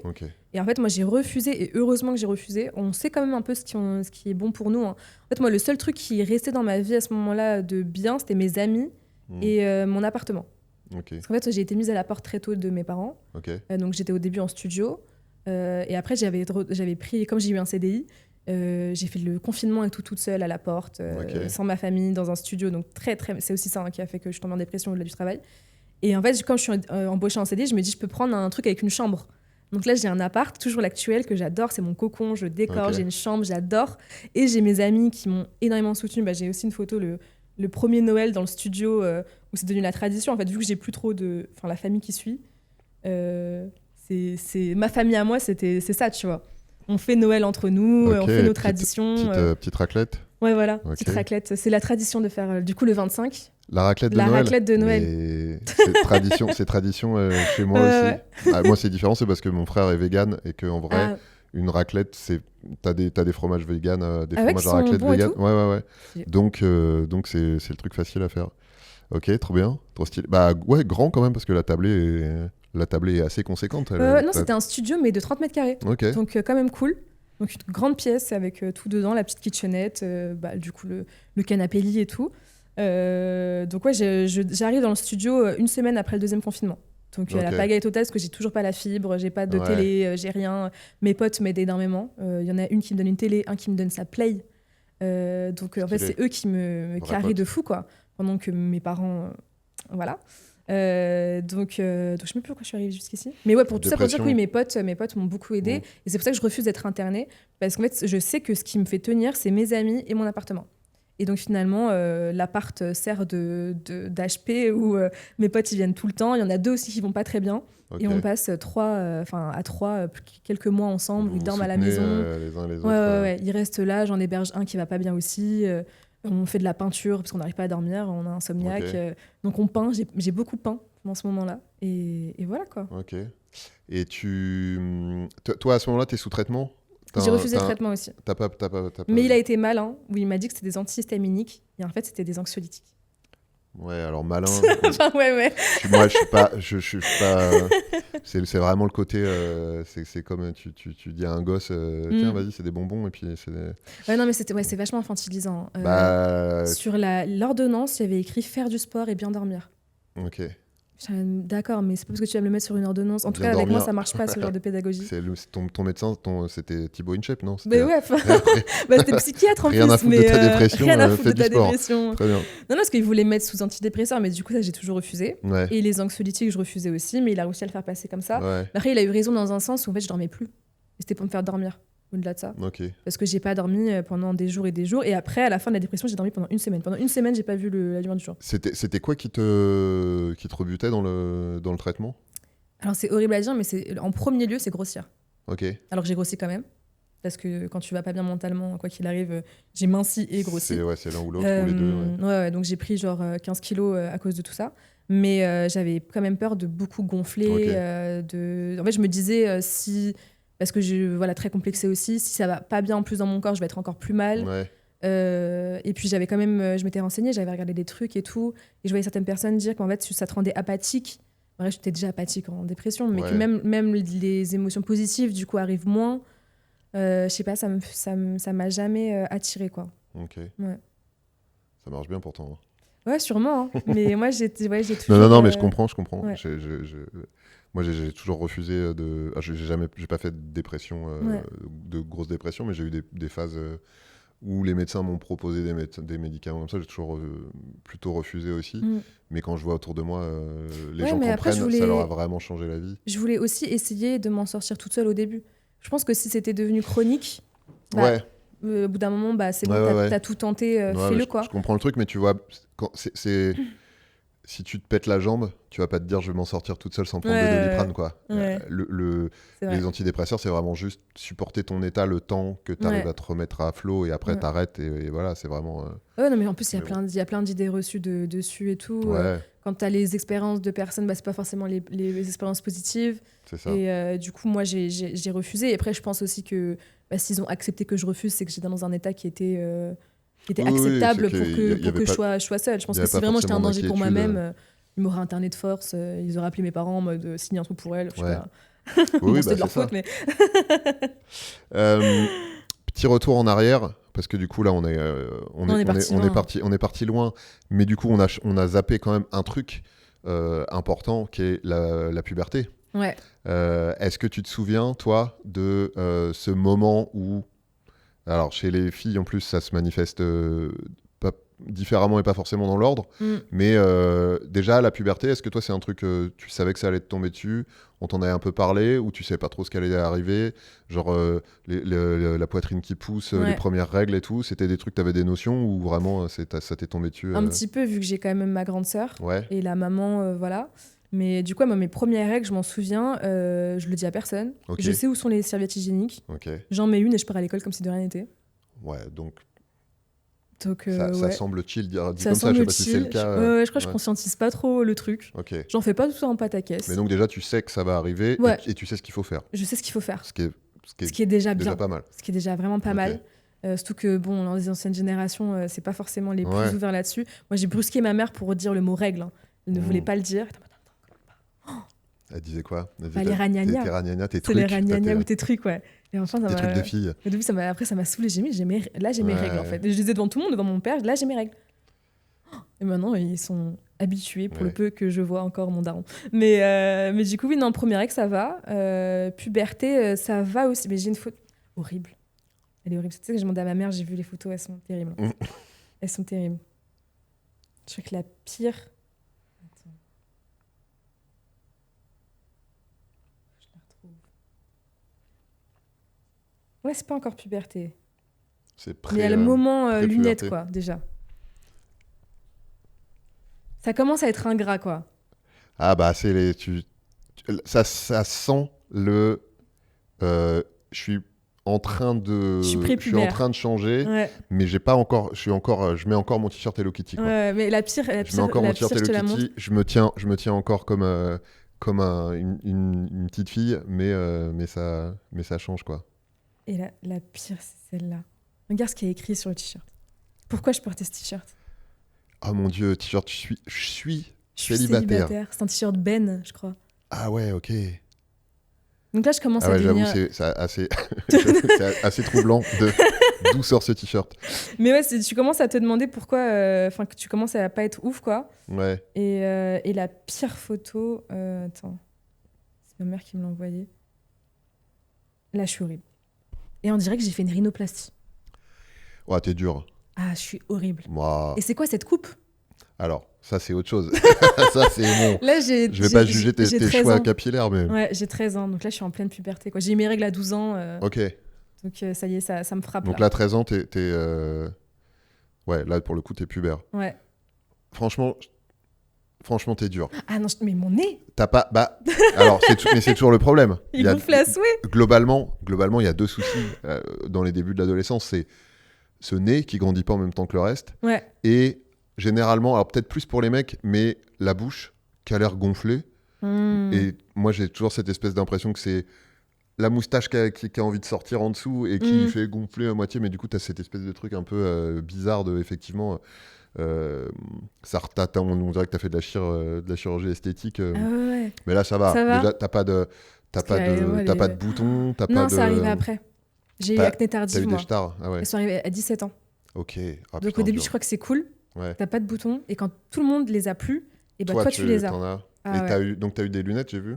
J'ai eu des lunettes, ouais, j'étais astigmate. Ok. Et du coup, c'est un truc qui se règle et ça s'est réglé. Donc t'en Mais portes j'ai plus. porté le... Oh, ça, je te l'ai pas dit. Oh, j'ai porté le patch. J'étais cette élève en Ah là maternelle. là là Mais là j'ai là pas là réussi à trouver de Donc photo. le patch oculaire. J'avais le patch, ouais. Ouais. J'ai failli devenir aveugle d'un œil. Ok. Mon cerveau l'utilisait plus. Ah ouais. Ouais. J'utilisais... En fait, il y en avait un qui était un peu moins fort. Ok. Et du coup, mon cerveau a arrêté d'utiliser l'œil moins fort. Ah ok. Il utilisait que celui qui était dominant. Du coup, il était aussi en train de perdre Ah ouais, la de la vue. plasticité cérébrale, elle Ouais. t'a fait hop, on va tout C'est balancer ça. sur celui qui marche bien Et du coup, ils ont dû cacher l'œil qui voyait bien pour que pour mon te cerveau forcer à. réutilise l'œil qu'il est en train d'abandonner. Ok. Plus de l'astigmatie. Ah ouais, Et après, ça s'est réglé et Ouais. maintenant, je porte plus lunettes. Le patch oculaire, ouais, c'est. Et du coup, mais en vrai, j'aimais bien parce que j'avais des autocollants pirates. Ah Et bien tous sûr. les matins, je pouvais choisir mon autocollant pas mal. pirate. C'est génial. Ah, c'est stylé. J'étais un pirate. C'est stylé. Ouais, oui. Avec ce truc-là, bah tu sais, moi j'avais, mais moi, je suis né avec un strabisme. Ah, Et moi j'avais, je sais pas si tu as déjà vu ces lunettes, je pense que ça se fait absolument plus du tout. Maintenant c'est des séances d'orthopsie, mais j'avais ces lunettes où c'est comme un patch, ok. mais c'est sur la moitié de tes. Moi j'avais un strabisme convergent, donc j'avais ouais. pas, j'avais les deux yeux qui se disent bonjour. Et donc l'intérieur de chacun de mes verres des lunettes était opaque pour forcer mes yeux à faire Ah, le j'ai tour et à jamais regarder vu sur ça. les côtés. T'as jamais vu ça? Je crois pas. C'est pas fou, hein. Et du coup, t'as fait l'opération après pour le J'ai rien strabisme? fait. Ça s'est réglé ça a suffi, grâce à ça. ouais. Ah bah c'est que ça marche bien quand même. Ouais, ça marche, ouais. Après, apparemment, les traitements aujourd'hui sont plus efficaces. Et surtout, t'as pas l'air d'un... Bon, je vais pas dire de mots On veut la photo méprisants, aussi. mais... T'as déjà montré dans le podcast? je dois avoir... Non, j'ai jamais fait ça, ouais. Mais le dernier épisode de mon podcast de la saison, ce sera... Je l'annonce maintenant, ce sera moi qui répond aux questions que je pose aux autres habituellement.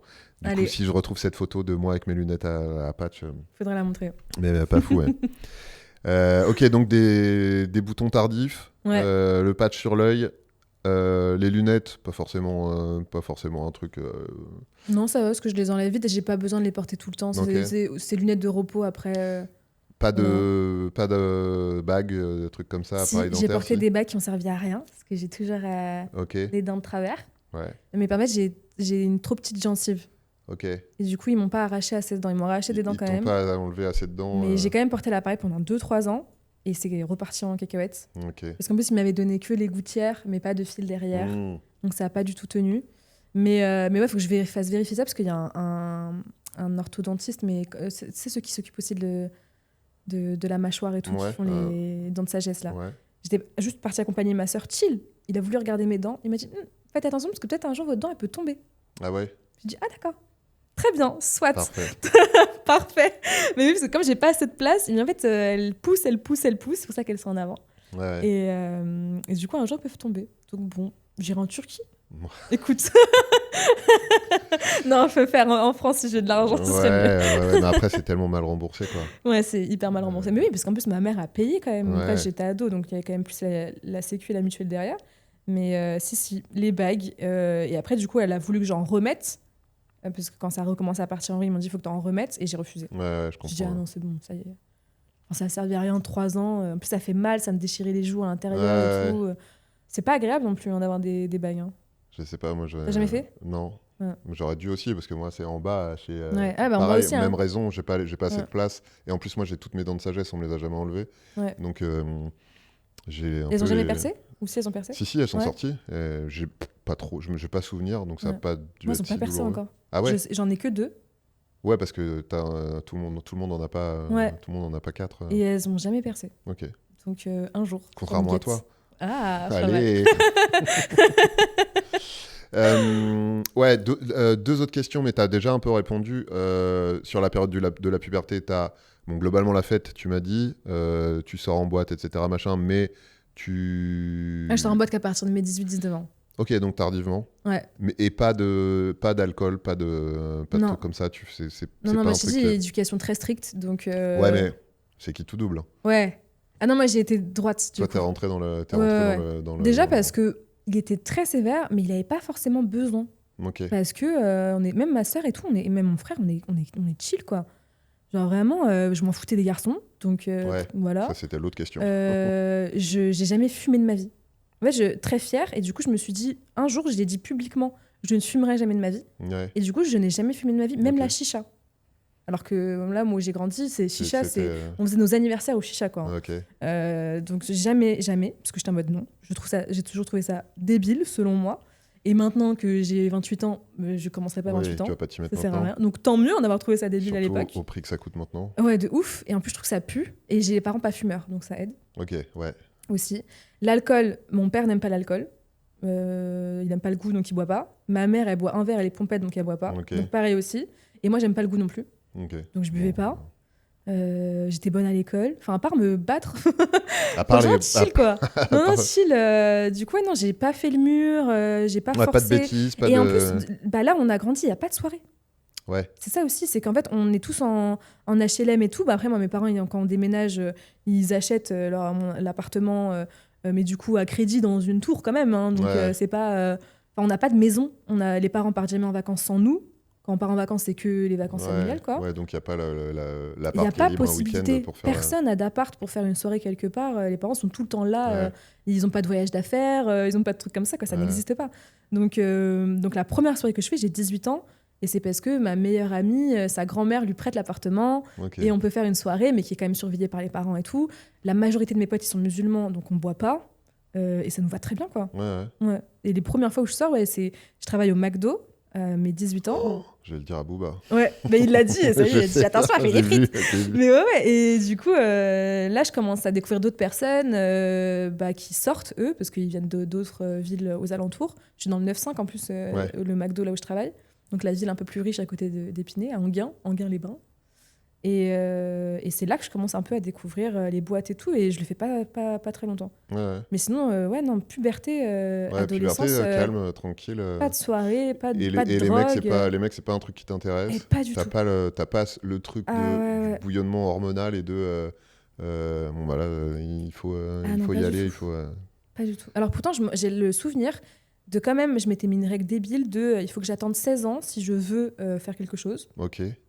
Et puis après, mes 16 ans arrivent et j'ai juste pas envie. Ok. Je pense que je suis pas prête. Déjà, les garçons m'intéressent pas. Je les trouve débiles, je les trouve pas gentils. Ouais. Mes copines, ils font des trucs horribles. Et du coup, ouais, non. J'ai essayé quand même. Il y en a un, je sors 4 jours avec, mon premier bisou. Il me saoule. Ok. Donc j'arrête au bout de 4 jours.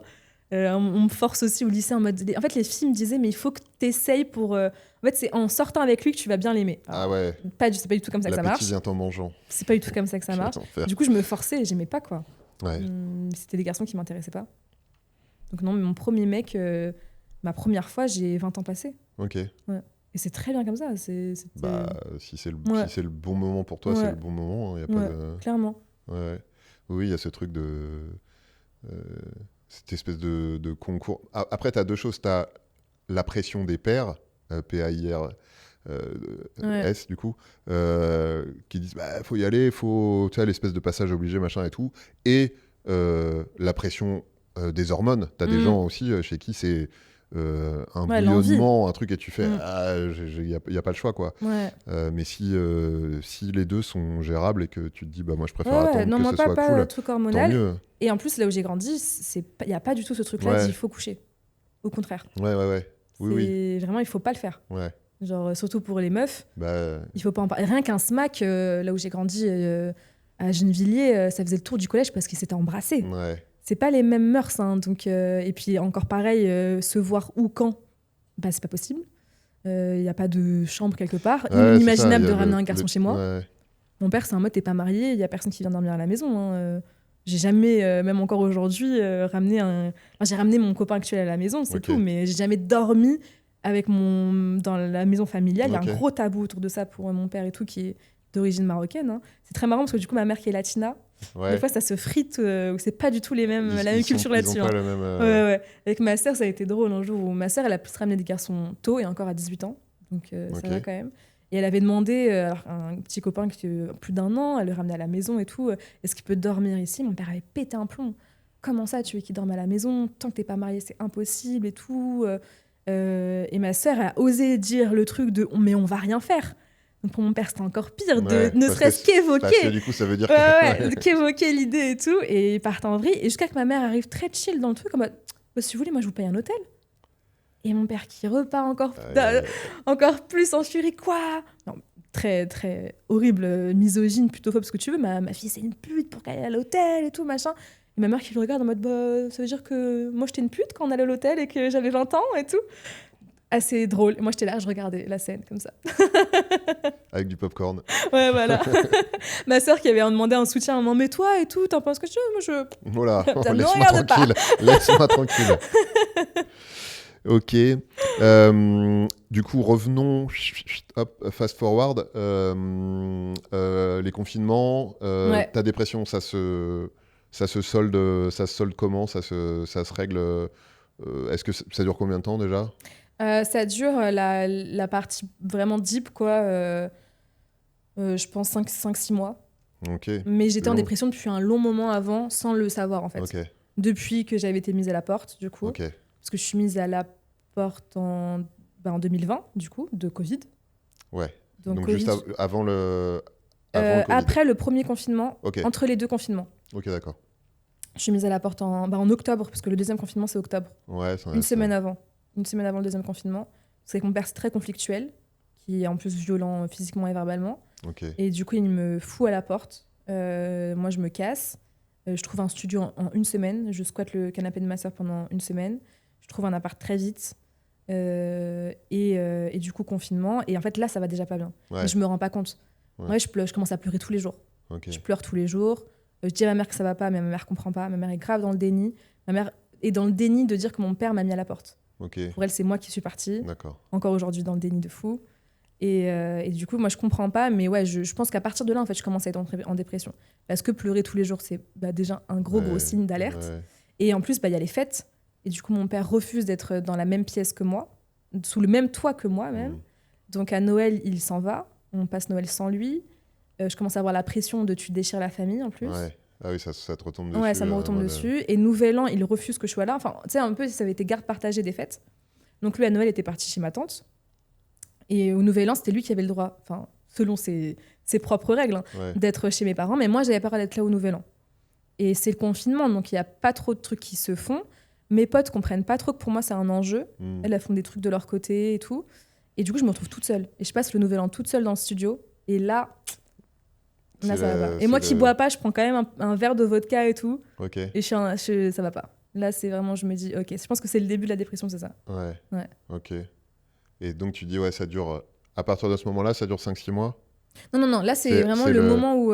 C'est le pic, c'est le moment où tu. Ouais, je suis dans le déni de fou, ça va pas bien, mais. Et c'est pour ça que je pense que je me réfugie dans le travail, où je fais que travailler, du coup. Et que l'école, et que avec le confinement aussi, donc beaucoup de The Witcher aussi à côté sur la Play, parce que du coup on m'a passé une Play. Je vois pas beaucoup de monde, alors que quand tu dis c'est ton premier appart, moi je voyais ça en mode Friends, quoi. Elles vont tout le temps être là, je suis très proche de mes copines, c'est les mêmes depuis le lycée. Et finalement on peut pas se voir parce que c'est le confinement, donc je suis toute seule, avec les cours en visio, tu vois personne, j'ai pas le droit de sortir, je prends l'air, heureusement que j'ai un petit balcon, donc des moments, et c'est là en fait, je penser ne pas savoir respirer. Mais en fait, c'est juste que je fais des crises d'angoisse. Et en fait, je suis juste en mode... moi, je suis trop bizarre, j'arrive pas à respirer. Comme si c'était une compétence acquise ou non, quoi. Normalement, le truc est plutôt automatique. Et je me rends compte que ma respiration se décale. Donc, je suis sur le balcon en train d'essayer de respirer et tout. Mais tout ça, je comprends pas, en fait. Que c'est un truc mental. C'est vraiment un truc mental. C'est pas juste des trucs un peu bizarres comme ça. Et après, du coup, ça se manifeste vraiment au burn-out, qui est un déclencheur, où en fait, pour t'expliquer, il y a un dimanche où je suis en couple avec mon ex, j'ai un travail, j'ai mon nouvel appartement, je sens que tout ça va pas très bien, parce que je commence à pleurer à chaque fin de réunion, je commence à machin, donc déjà, il y a le burn-out qui arrive. Je vais chez mon médecin traitant pour dire, et donc mon médecin traitant comprend que je suis en dépression, il fait mon arrêt pour dépression, et mon ex rompt avec moi le même jour. Donc le dimanche, j'étais en couple, j'avais un travail et tout. Et le lundi, j'ai plus de travail, j'ai plus de mec. Voilà. Donc, et là, rupture totale. Dans la tête, il y a un truc, ça craque, quoi. Et du coup, l'appart, vous viviez pas ensemble? Non, heureusement. En plus, il voulait qu'on vive ensemble. Heureusement que j'avais refusé. Parce que c'était lui qui avait love bombé vachement. On est restés genre, je sais pas, 6-8 mois ensemble, je sais plus. Lui il voulait qu'on habite ensemble et tout machin. Lui il habitait encore chez ses parents, moi j'habitais déjà toute seule. Donc j'avais eu le truc de non, moi je veux garder mon indépendance. Et de toute façon j'ai toujours voulu habiter seule avant d'habiter avec un homme. Pour moi c'était inconcevable de quitter mes parents, même si ça s'était bien fait, sans brutalité, je voulais pas. Et je savais qu'il savait pas gérer un appartement et tout. Flemme d'être... il avait jamais fait le... non, vraiment flemme. Non, heureusement que j'avais refusé. Donc non, je garde l'appart, heureusement, parce que comme je t'ai dit, c'est l'appart et mes potes qui m'aident à garder. Le seul truc qui me reste, c'est pour ça, c'est pas ma famille, parce que du coup aussi ça va pas, mais ma famille qui sont mes amis et mon appartement. Et tes potes, ouais, voilà. Et donc tu sors de cet épisode de dépression, etc. Ça change quoi par la suite? Par rapport à ton boulot notamment, est-ce que tu retournes dans ce taf-là, tu t'arrêtes complètement Du coup, non, incapable de retourner dans ce taf-là. Pendant le moment, c'est compliqué parce qu'en plus, du coup, je suis payée par la Sécu, genre 900 € par mois. Après, ça s'arrête. Donc après, j'ai plus rien. Je comprends pas que j'ai le droit au RSA. Donc je mets du temps à l'avoir. Donc j'ai plus du tout d'argent, je peux pas payer les courses. C'est mes potes qui me payent des courses. Donc très, très compliqué. Ils veulent me licencier, mon travail, pour faute grave. En me disant un truc lunaire à cause de toi, tu as déséquilibré l'entreprise. Et alors que j'ai genre 23 ans pour une entreprise de publicité qui fait des milliards. Donc non, c'est pas moi qui déséquilibre. Enfin, ça montre que du coup, j'avais trop de charge de travail. Et puis objectivement, licencier quelqu'un pour faute grave après un arrêt pour dépression, c'est... Oui. Et en fait, ils se rendent compte que je suis créatrice de contenu à côté, parce que je fais déjà des trucs sur les réseaux. D'accord, ok. Je suis invitée à un voyage en Turquie qui était déjà prévu depuis hyper longtemps, avec l'Office du tourisme de Turquie. Où j'avais signé une décharge où si je venais pas, je devais rembourser l'hôtel et les billets d'avion qui étaient offerts. Donc j'y vais quand même en pleine dépression. Pendant l'arrêt, ils voient les photos sur Instagram. Et là, ils veulent du coup me virer pour faute grave et en plus, je suis pas là et tout. Mais j'ai le meilleur move où ma mère m'aide. Ma mère est juriste. Et du coup, elle m'aide à faire ma plaidoirie, quoi. Et j'arrive à leur faire comprendre s'ils n'ont pas attesté qu'il y a un huissier sur place, ils peuvent rien faire. Je peux avoir posté une photo... et mettre la localisation que je veux et machin. Je leur montre même que c'est vrai. Des fois, j'ai posté des trucs sur Insta qui datent d'il y a 2 mois. Je montre la vraie date dans la pellicule. Et je me défends très bien jusqu'à qu'en fait, toutes les preuves que j'apporte, où j'ai fouillé tous les mails pour donner les preuves que je travaillais la nuit et que en fait, c'était eux qui étaient en tort et que en fait, j'avais 2 travails et c'est aussi eux qui sont en tort parce que la création de contenu, c'était un travail. Et c'est eux qui sont à chaque fois. Bref, pas vous saouler avec le jargon juridique. J'arrive à avoir 18 000 €. Ok, donc t'arrives à... de dédommagement. Et j'aurais pu avoir beaucoup plus si on était allé au Prud'homme. Mais j'avais besoin de l'argent. Ouais, du coup. Donc j'ai les 18 000 balles. Pour moi, énorme d'avoir autant d'argent. Et ça me permet d'avoir un petit... d'avoir du temps pour... Ouais, un petit parachute, un petit coussin en attendant. Et c'est là que je me dis, des réseaux. Parce que j'ai genre, je sais pas, 15 000, 20 000 abonnés. Okay. Je sais pas du tout ce que je fais. Hein. Je fais de la photo, je fais du lifestyle et tout. Et je me dis, en fait, c'est peut-être le moment. Parce que je suis incapable de retourner dans le salariat. Rien que de penser à l'idée de passer un entretien d'embauche, ça me fout des crises d'angoisse. Donc je me dis, en fait, pour le coup, c'est le privilège que j'ai à ce moment-là, c'est d'avoir les réseaux sociaux. Donc c'est là que je commence à investir les réseaux. Okay. Je m'achète avec les 18 000 € un setup de stream. Je mets longtemps à streamer, mais je m'achète ça. Je m'achète une caméra, des micros. Mon père m'aide quand même. Parce que mon père, on se reparle un petit peu, où il comprend que c'est un peu à cause de lui que je suis en dépression. On ne se reparle plus aujourd'hui. Mais il m'aide un petit peu quand même. Il dit pas l'amour qu'il porte, parce que je suis quand même persuadée qu'il m'aime, hein, mais il t'achète des choses avec l'argent qu'il n'a pas. Donc en plus, ça te fout la culpabilité. Tu vois, quand c'est des gens riches, t'es en mode, mais vas-y, paye-moi. Mais quand ils sont pauvres, ça marche même pas. Ouais, ça marche même pas comme ça. Mais du coup, voilà, c'est comme ça que je commence les réseaux. Ok, donc là, tu te lances dans les réseaux. À 100%. Ça fonctionne tout de suite? Au début, non. Au début, je gagnais rien du tout. Ça met bien 2 ans avant que je gagne quelque chose. Mais au moins, je fais ça. J'aime bien ce que je fais. Et après, j'ai le chômage, du coup. Même si tu as une carence, ça aussi, c'est une épine dans le pied. On te dit c'est un cadeau de 18 000 €. Mais du coup, ça te fait une carence où tu n'as pas le droit de toucher le chômage. Pendant 6 mois, je dois attendre. Donc, je suis que sur les 18 000 € qui me servent en fait juste à payer la carence de chômage et tous les frais que j'ai avancés pendant des mois où j'avais rien. Et puis après, je vis sur le chômage pendant 1 an aussi. Donc, genre 1 100 € par mois. Mais vas-y, on fait avec. Et puis après, les réseaux, ça commence à bien marcher, quoi. Et maintenant, je vis des réseaux sociaux et je paye l'URSSAF. M'en parle pas, c'est moi qui vais faire une crise d'angoisse. Ok, trop bien. Et du coup, aujourd'hui, globalement, donc tu dis que tu es en couple, tu vis des réseaux, ta santé mentale a l'air de s'être stabilisée. Ça a beaucoup mieux, même si je recherche un psy. Je pense que je vais repartir voir un psy, parce que j'ai pas envie que ça reparte trop mal. J'ai envie d'y aller avant. En préventif. Une potentielle rechute. Moi, c'est mon combat. Hein. Je comprends pas qu'on n'ait pas droit à minima 1 ou 2 rendez-vous gratuits par an, comme on a avec le dentiste. Clairement. C'est la même chose, en fait. C'est juste faire un petit check-up, dire OK, clairement. Ça va comment, machin, blablabla et tout. Mais du coup, good move. Maintenant, je commence à gagner un peu plus. Je me dis, il faut que... En fait, j'ai arrêté de... Psychologue, du coup. Psychologue. En fait, pendant la période où j'ai pas d'argent... Je te donnerai des noms, si tu veux. Avec plaisir. Du coup, j'ai vu aucun médecin pendant toute la période où j'avais pas d'argent. Tu te rends compte que la santé, même si on dit que c'est gratuit en France, ça coûte quand même de l'argent. Il faut avancer des frais. On est très bien lotis parce qu'on a un système de... au-delà du système de santé, un système de prise en charge sociale de la santé qui est beaucoup mieux que dans plein de pays. Mais il ne faut pas dire que c'est gratuit la santé, c'est pas gratuit. C'est pas vrai. Non, c'est pas gratuit. Notamment surtout la santé mentale. La santé mentale et la santé féminine. Ouais. Les trucs de gynéco, ça coûte tellement cher. Des trucs, mais c'est hallucinant. Hein. J'ai eu un truc de suspicion de HPV, qui apparemment arrive quasi à tout le monde. Donc papillomavirus et tout machin. Il faut avancer. En plus, déjà, ils te disent des mots comme biopsie et tout qui te font super peur. Il faut avancer genre 200 €. Non, c'est... Ils sont pas remboursés. Pour une suspicion de cancer, je suis certaine que si c'était un cancer qui arrivait à majorité à des hommes, parce que ils l'ont aussi, les hommes, je t'explique pas, mais si c'était aussi dangereux pour eux, je suis certaine que ce serait beaucoup plus remboursé. Hein.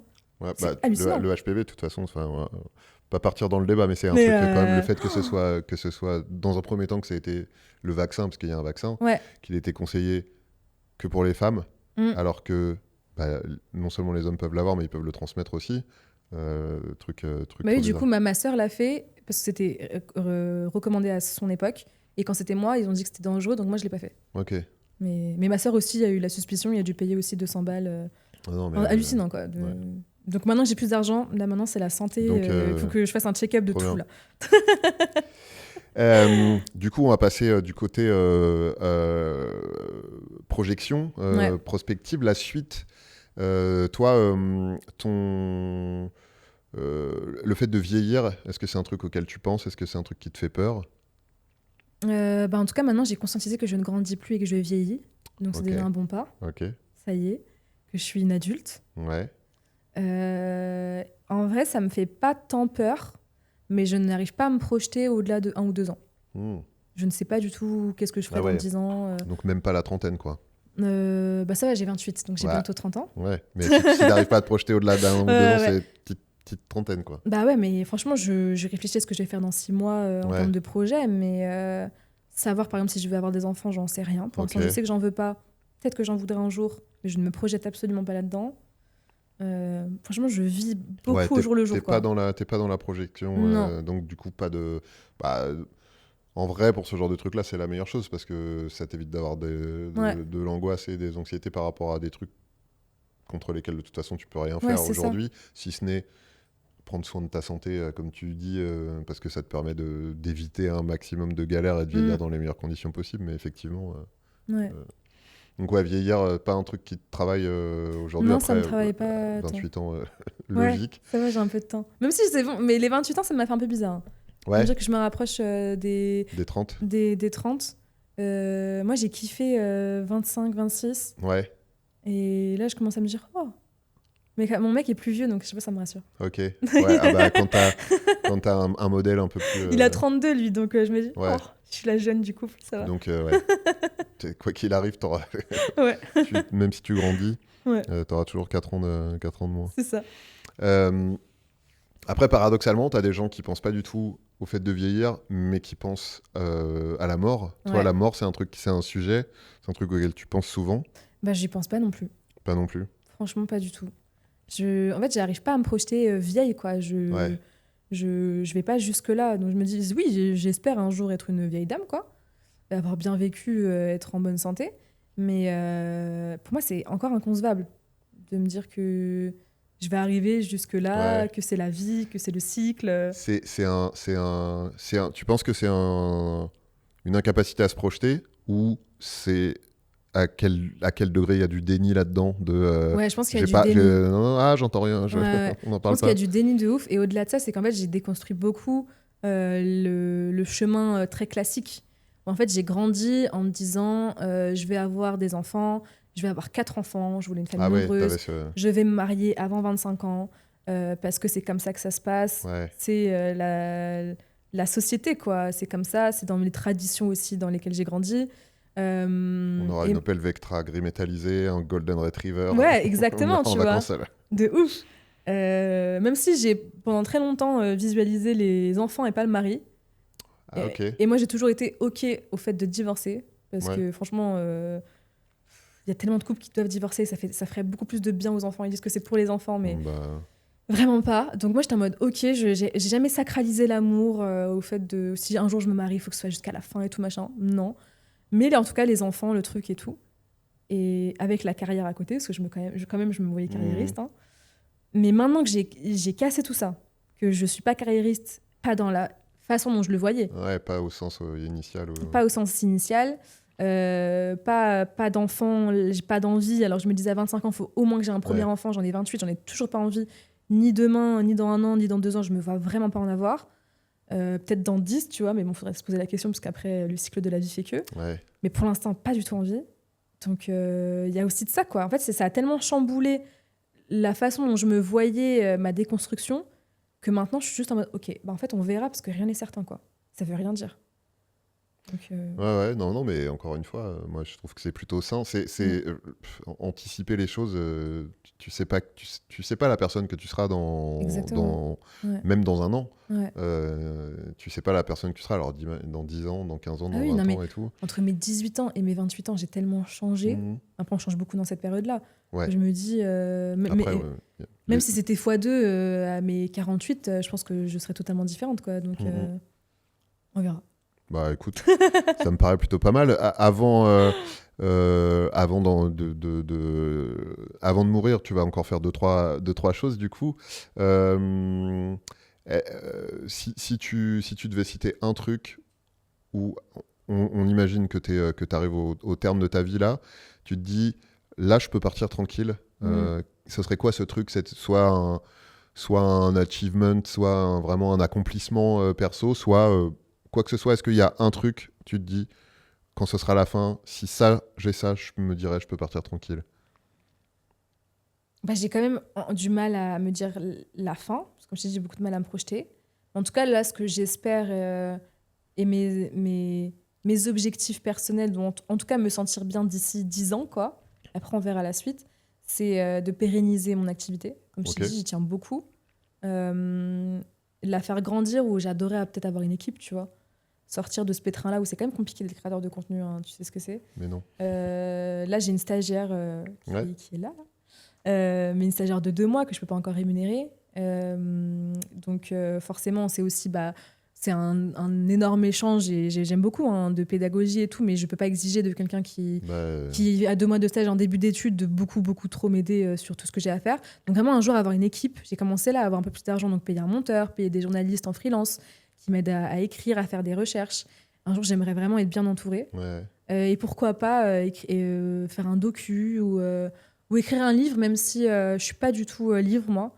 Ça, on l'a pas dit, mais moi, j'étais dyslexique. Enfin, je le suis toujours en soi, mais orthophoniste et tout machin.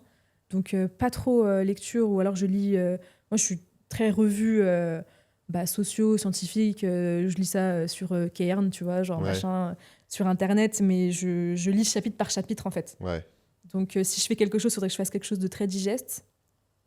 Mais, et c'est même pas tant pour moi que j'ai envie de le faire, c'est parce que je pense qu'il faut une légitimité dans le domaine dans lequel je suis, où en faisant un documentaire et en écrivant un livre, on se donne de la posture, quoi. Ok, je vois. Ça épaissit notre légitimité, donc je pense que ce serait intéressant. Et je pense que j'ai des choses à raconter aussi au-delà de 3 minutes, hein, parce qu'Instagram, c'est 3 minutes. Donc là, j'essaie aussi de développer YouTube. J'ai eu un prompteur, un fond vert, des trucs comme ça. Donc c'est ce que j'essaye de faire. Mais du coup, si j'arrive à réaliser tout ça, déjà, je serais contente. Je serais contente et au moins pas avoir de regrets. Moi, je pense que c'est ça, c'est mourir sans regret. Et c'est ce que je me disais sur les réseaux et tout. Je me disais, je pense que si je le fais pas, je vais regretter. Tu vois, c'est avant que je me lance vraiment et tout, je me disais, ça se trouve, t'aurais pu... Ça, les 100K, c'est un truc un peu waouh. J'aurais regretté si j'étais pas arrivée. Et là, finalement, je les ai eus. Et peut-être qu'après, il y a encore une autre étape. Et au moins, tu as tout fait pour ne pas être ce vieux aigri, cette vieille aigrie qui est en mode oui, moi, à l'époque, j'étais comme ça, machin. Mieux, et si j'avais fait ça. Non, mais tu sais, même pire moi, si j'aurais pu faire ça. Moi, j'aurais pu être, je sais pas, danseuse étoile, hein, mais machin, mais j'ai dû faire ça à côté. Moi, j'aurais pu être. C'est toujours trouver une excuse qui a fait que tu n'y es pas arrivé. Bon, des fois, c'est des bonnes excuses. Mais du coup, il y a une aigreur qui fait que tu n'as pas accompli le truc. J'ai pas envie d'être là-dedans, quoi. Ok, donc pas de regret. Faire les trucs aujourd'hui pour pas avoir de. C'est ça. Faire en sorte de pas avoir de regrets. Si je dois le projeter, je pense que c'est ça. Ok, ça me paraît pas mal. Et écoute, on est arrivé à la fin. Avant de se quitter, pour les gens qui maintenant te connaissent beaucoup mieux, c'est quoi là les trucs vers lesquels tu as envie de les orienter pour peut-être des gens qui te connaissent pas bien, pour retrouver ce que tu fais? C'est quoi en priorité? La page Instagram en premier, donc melissa.amneris. C'est là où je poste le plus de trucs et je suis le plus présente. Et puis YouTube aussi. Vraiment là, c'est vraiment sur ça que je m'investis. Donc les podcasts sont aussi postés là-bas. Donc, sur ta chaîne YouTube? Sur ma chaîne YouTube. Donc Deep, on parle beaucoup de société, de questions sociaux, de politique, parce que tout est politique. Il y a un compte Insta aussi pour il y a un compte Insta pour Deep, mais tout est rediffusé de façon sur mon compte Insta principal. Et du coup, voilà, il y a aussi des interviews avec des artistes maintenant avec Deezer. Donc ça s'appelle Écho parce qu'on toujours relié à la société. Pour moi, les artistes ont un écho au-delà d'une musicalité. Donc c'est pour ça que ça s'appelle comme ça. Et parler de l'impact que leurs paroles ont, comment ça projette sur la société. Il y a des rediffs de live Twitch aussi, même s'il faut que je reprenne, j'ai arrêté. Et bientôt des nouveaux formats Facecam que je prépare. J'ai écrit les scripts, il y a 2 scripts qui sont prêts, il faut que je les tourne et que je les monte. Mais ça arrive, parce que comme je t'ai dit, 3 minutes, c'est court. C'est très très court. C'est un côté frustrant, mais c'est un côté chouette aussi, je trouve. Ouais, c'est chouette, mais à force de vulgariser, des fois tu vulgarises tellement que ça veut plus rien dire. Toi, tu fais dans l'autre sens. Moi, j'ai commencé par les formats très longs, et maintenant, je suis passé sur les formats courts. Là où toi, tu vas avoir cette espèce de liberté dont tu parlais tout à l'heure, de te dire, là, je fais ce que je veux, je n'ai pas de limite de temps. Pas de... un script de 3 minutes, c'est une page, un quart. Là, les scripts que j'ai écrits, ils font 12 et 14 pages. Donc, j'ai pu plus me lâcher, quoi. De toute façon, comme je disais tout à l'heure, je mets tous les liens dans les descriptions sur toutes les plateformes, donc n'hésitez pas à aller retrouver le travail de Mélissa. Merci beaucoup. Merci à toi. Merci. et de m'avoir fait la confiance de venir parler ici, et puis de cet échange qui était trop chouette et hyper intéressant. J'espère, je parle beaucoup en plus des trucs. Là, c'est vraiment le but, hein, c'est un psy projet, gratuit, hein. C'est génial, tu vois, avant que tu me donnes les noms, et finalement... Déjà, c'est la première séance est offerte. C'est ça, merci beaucoup. Merci à toi, merci à toutes et à tous d'avoir suivi cet épisode. Comme d'habitude, on se retrouve la semaine prochaine, lundi, 6h du matin, avec un ou une nouvelle invitée. Je vous spoil pas. Bisous, ciao.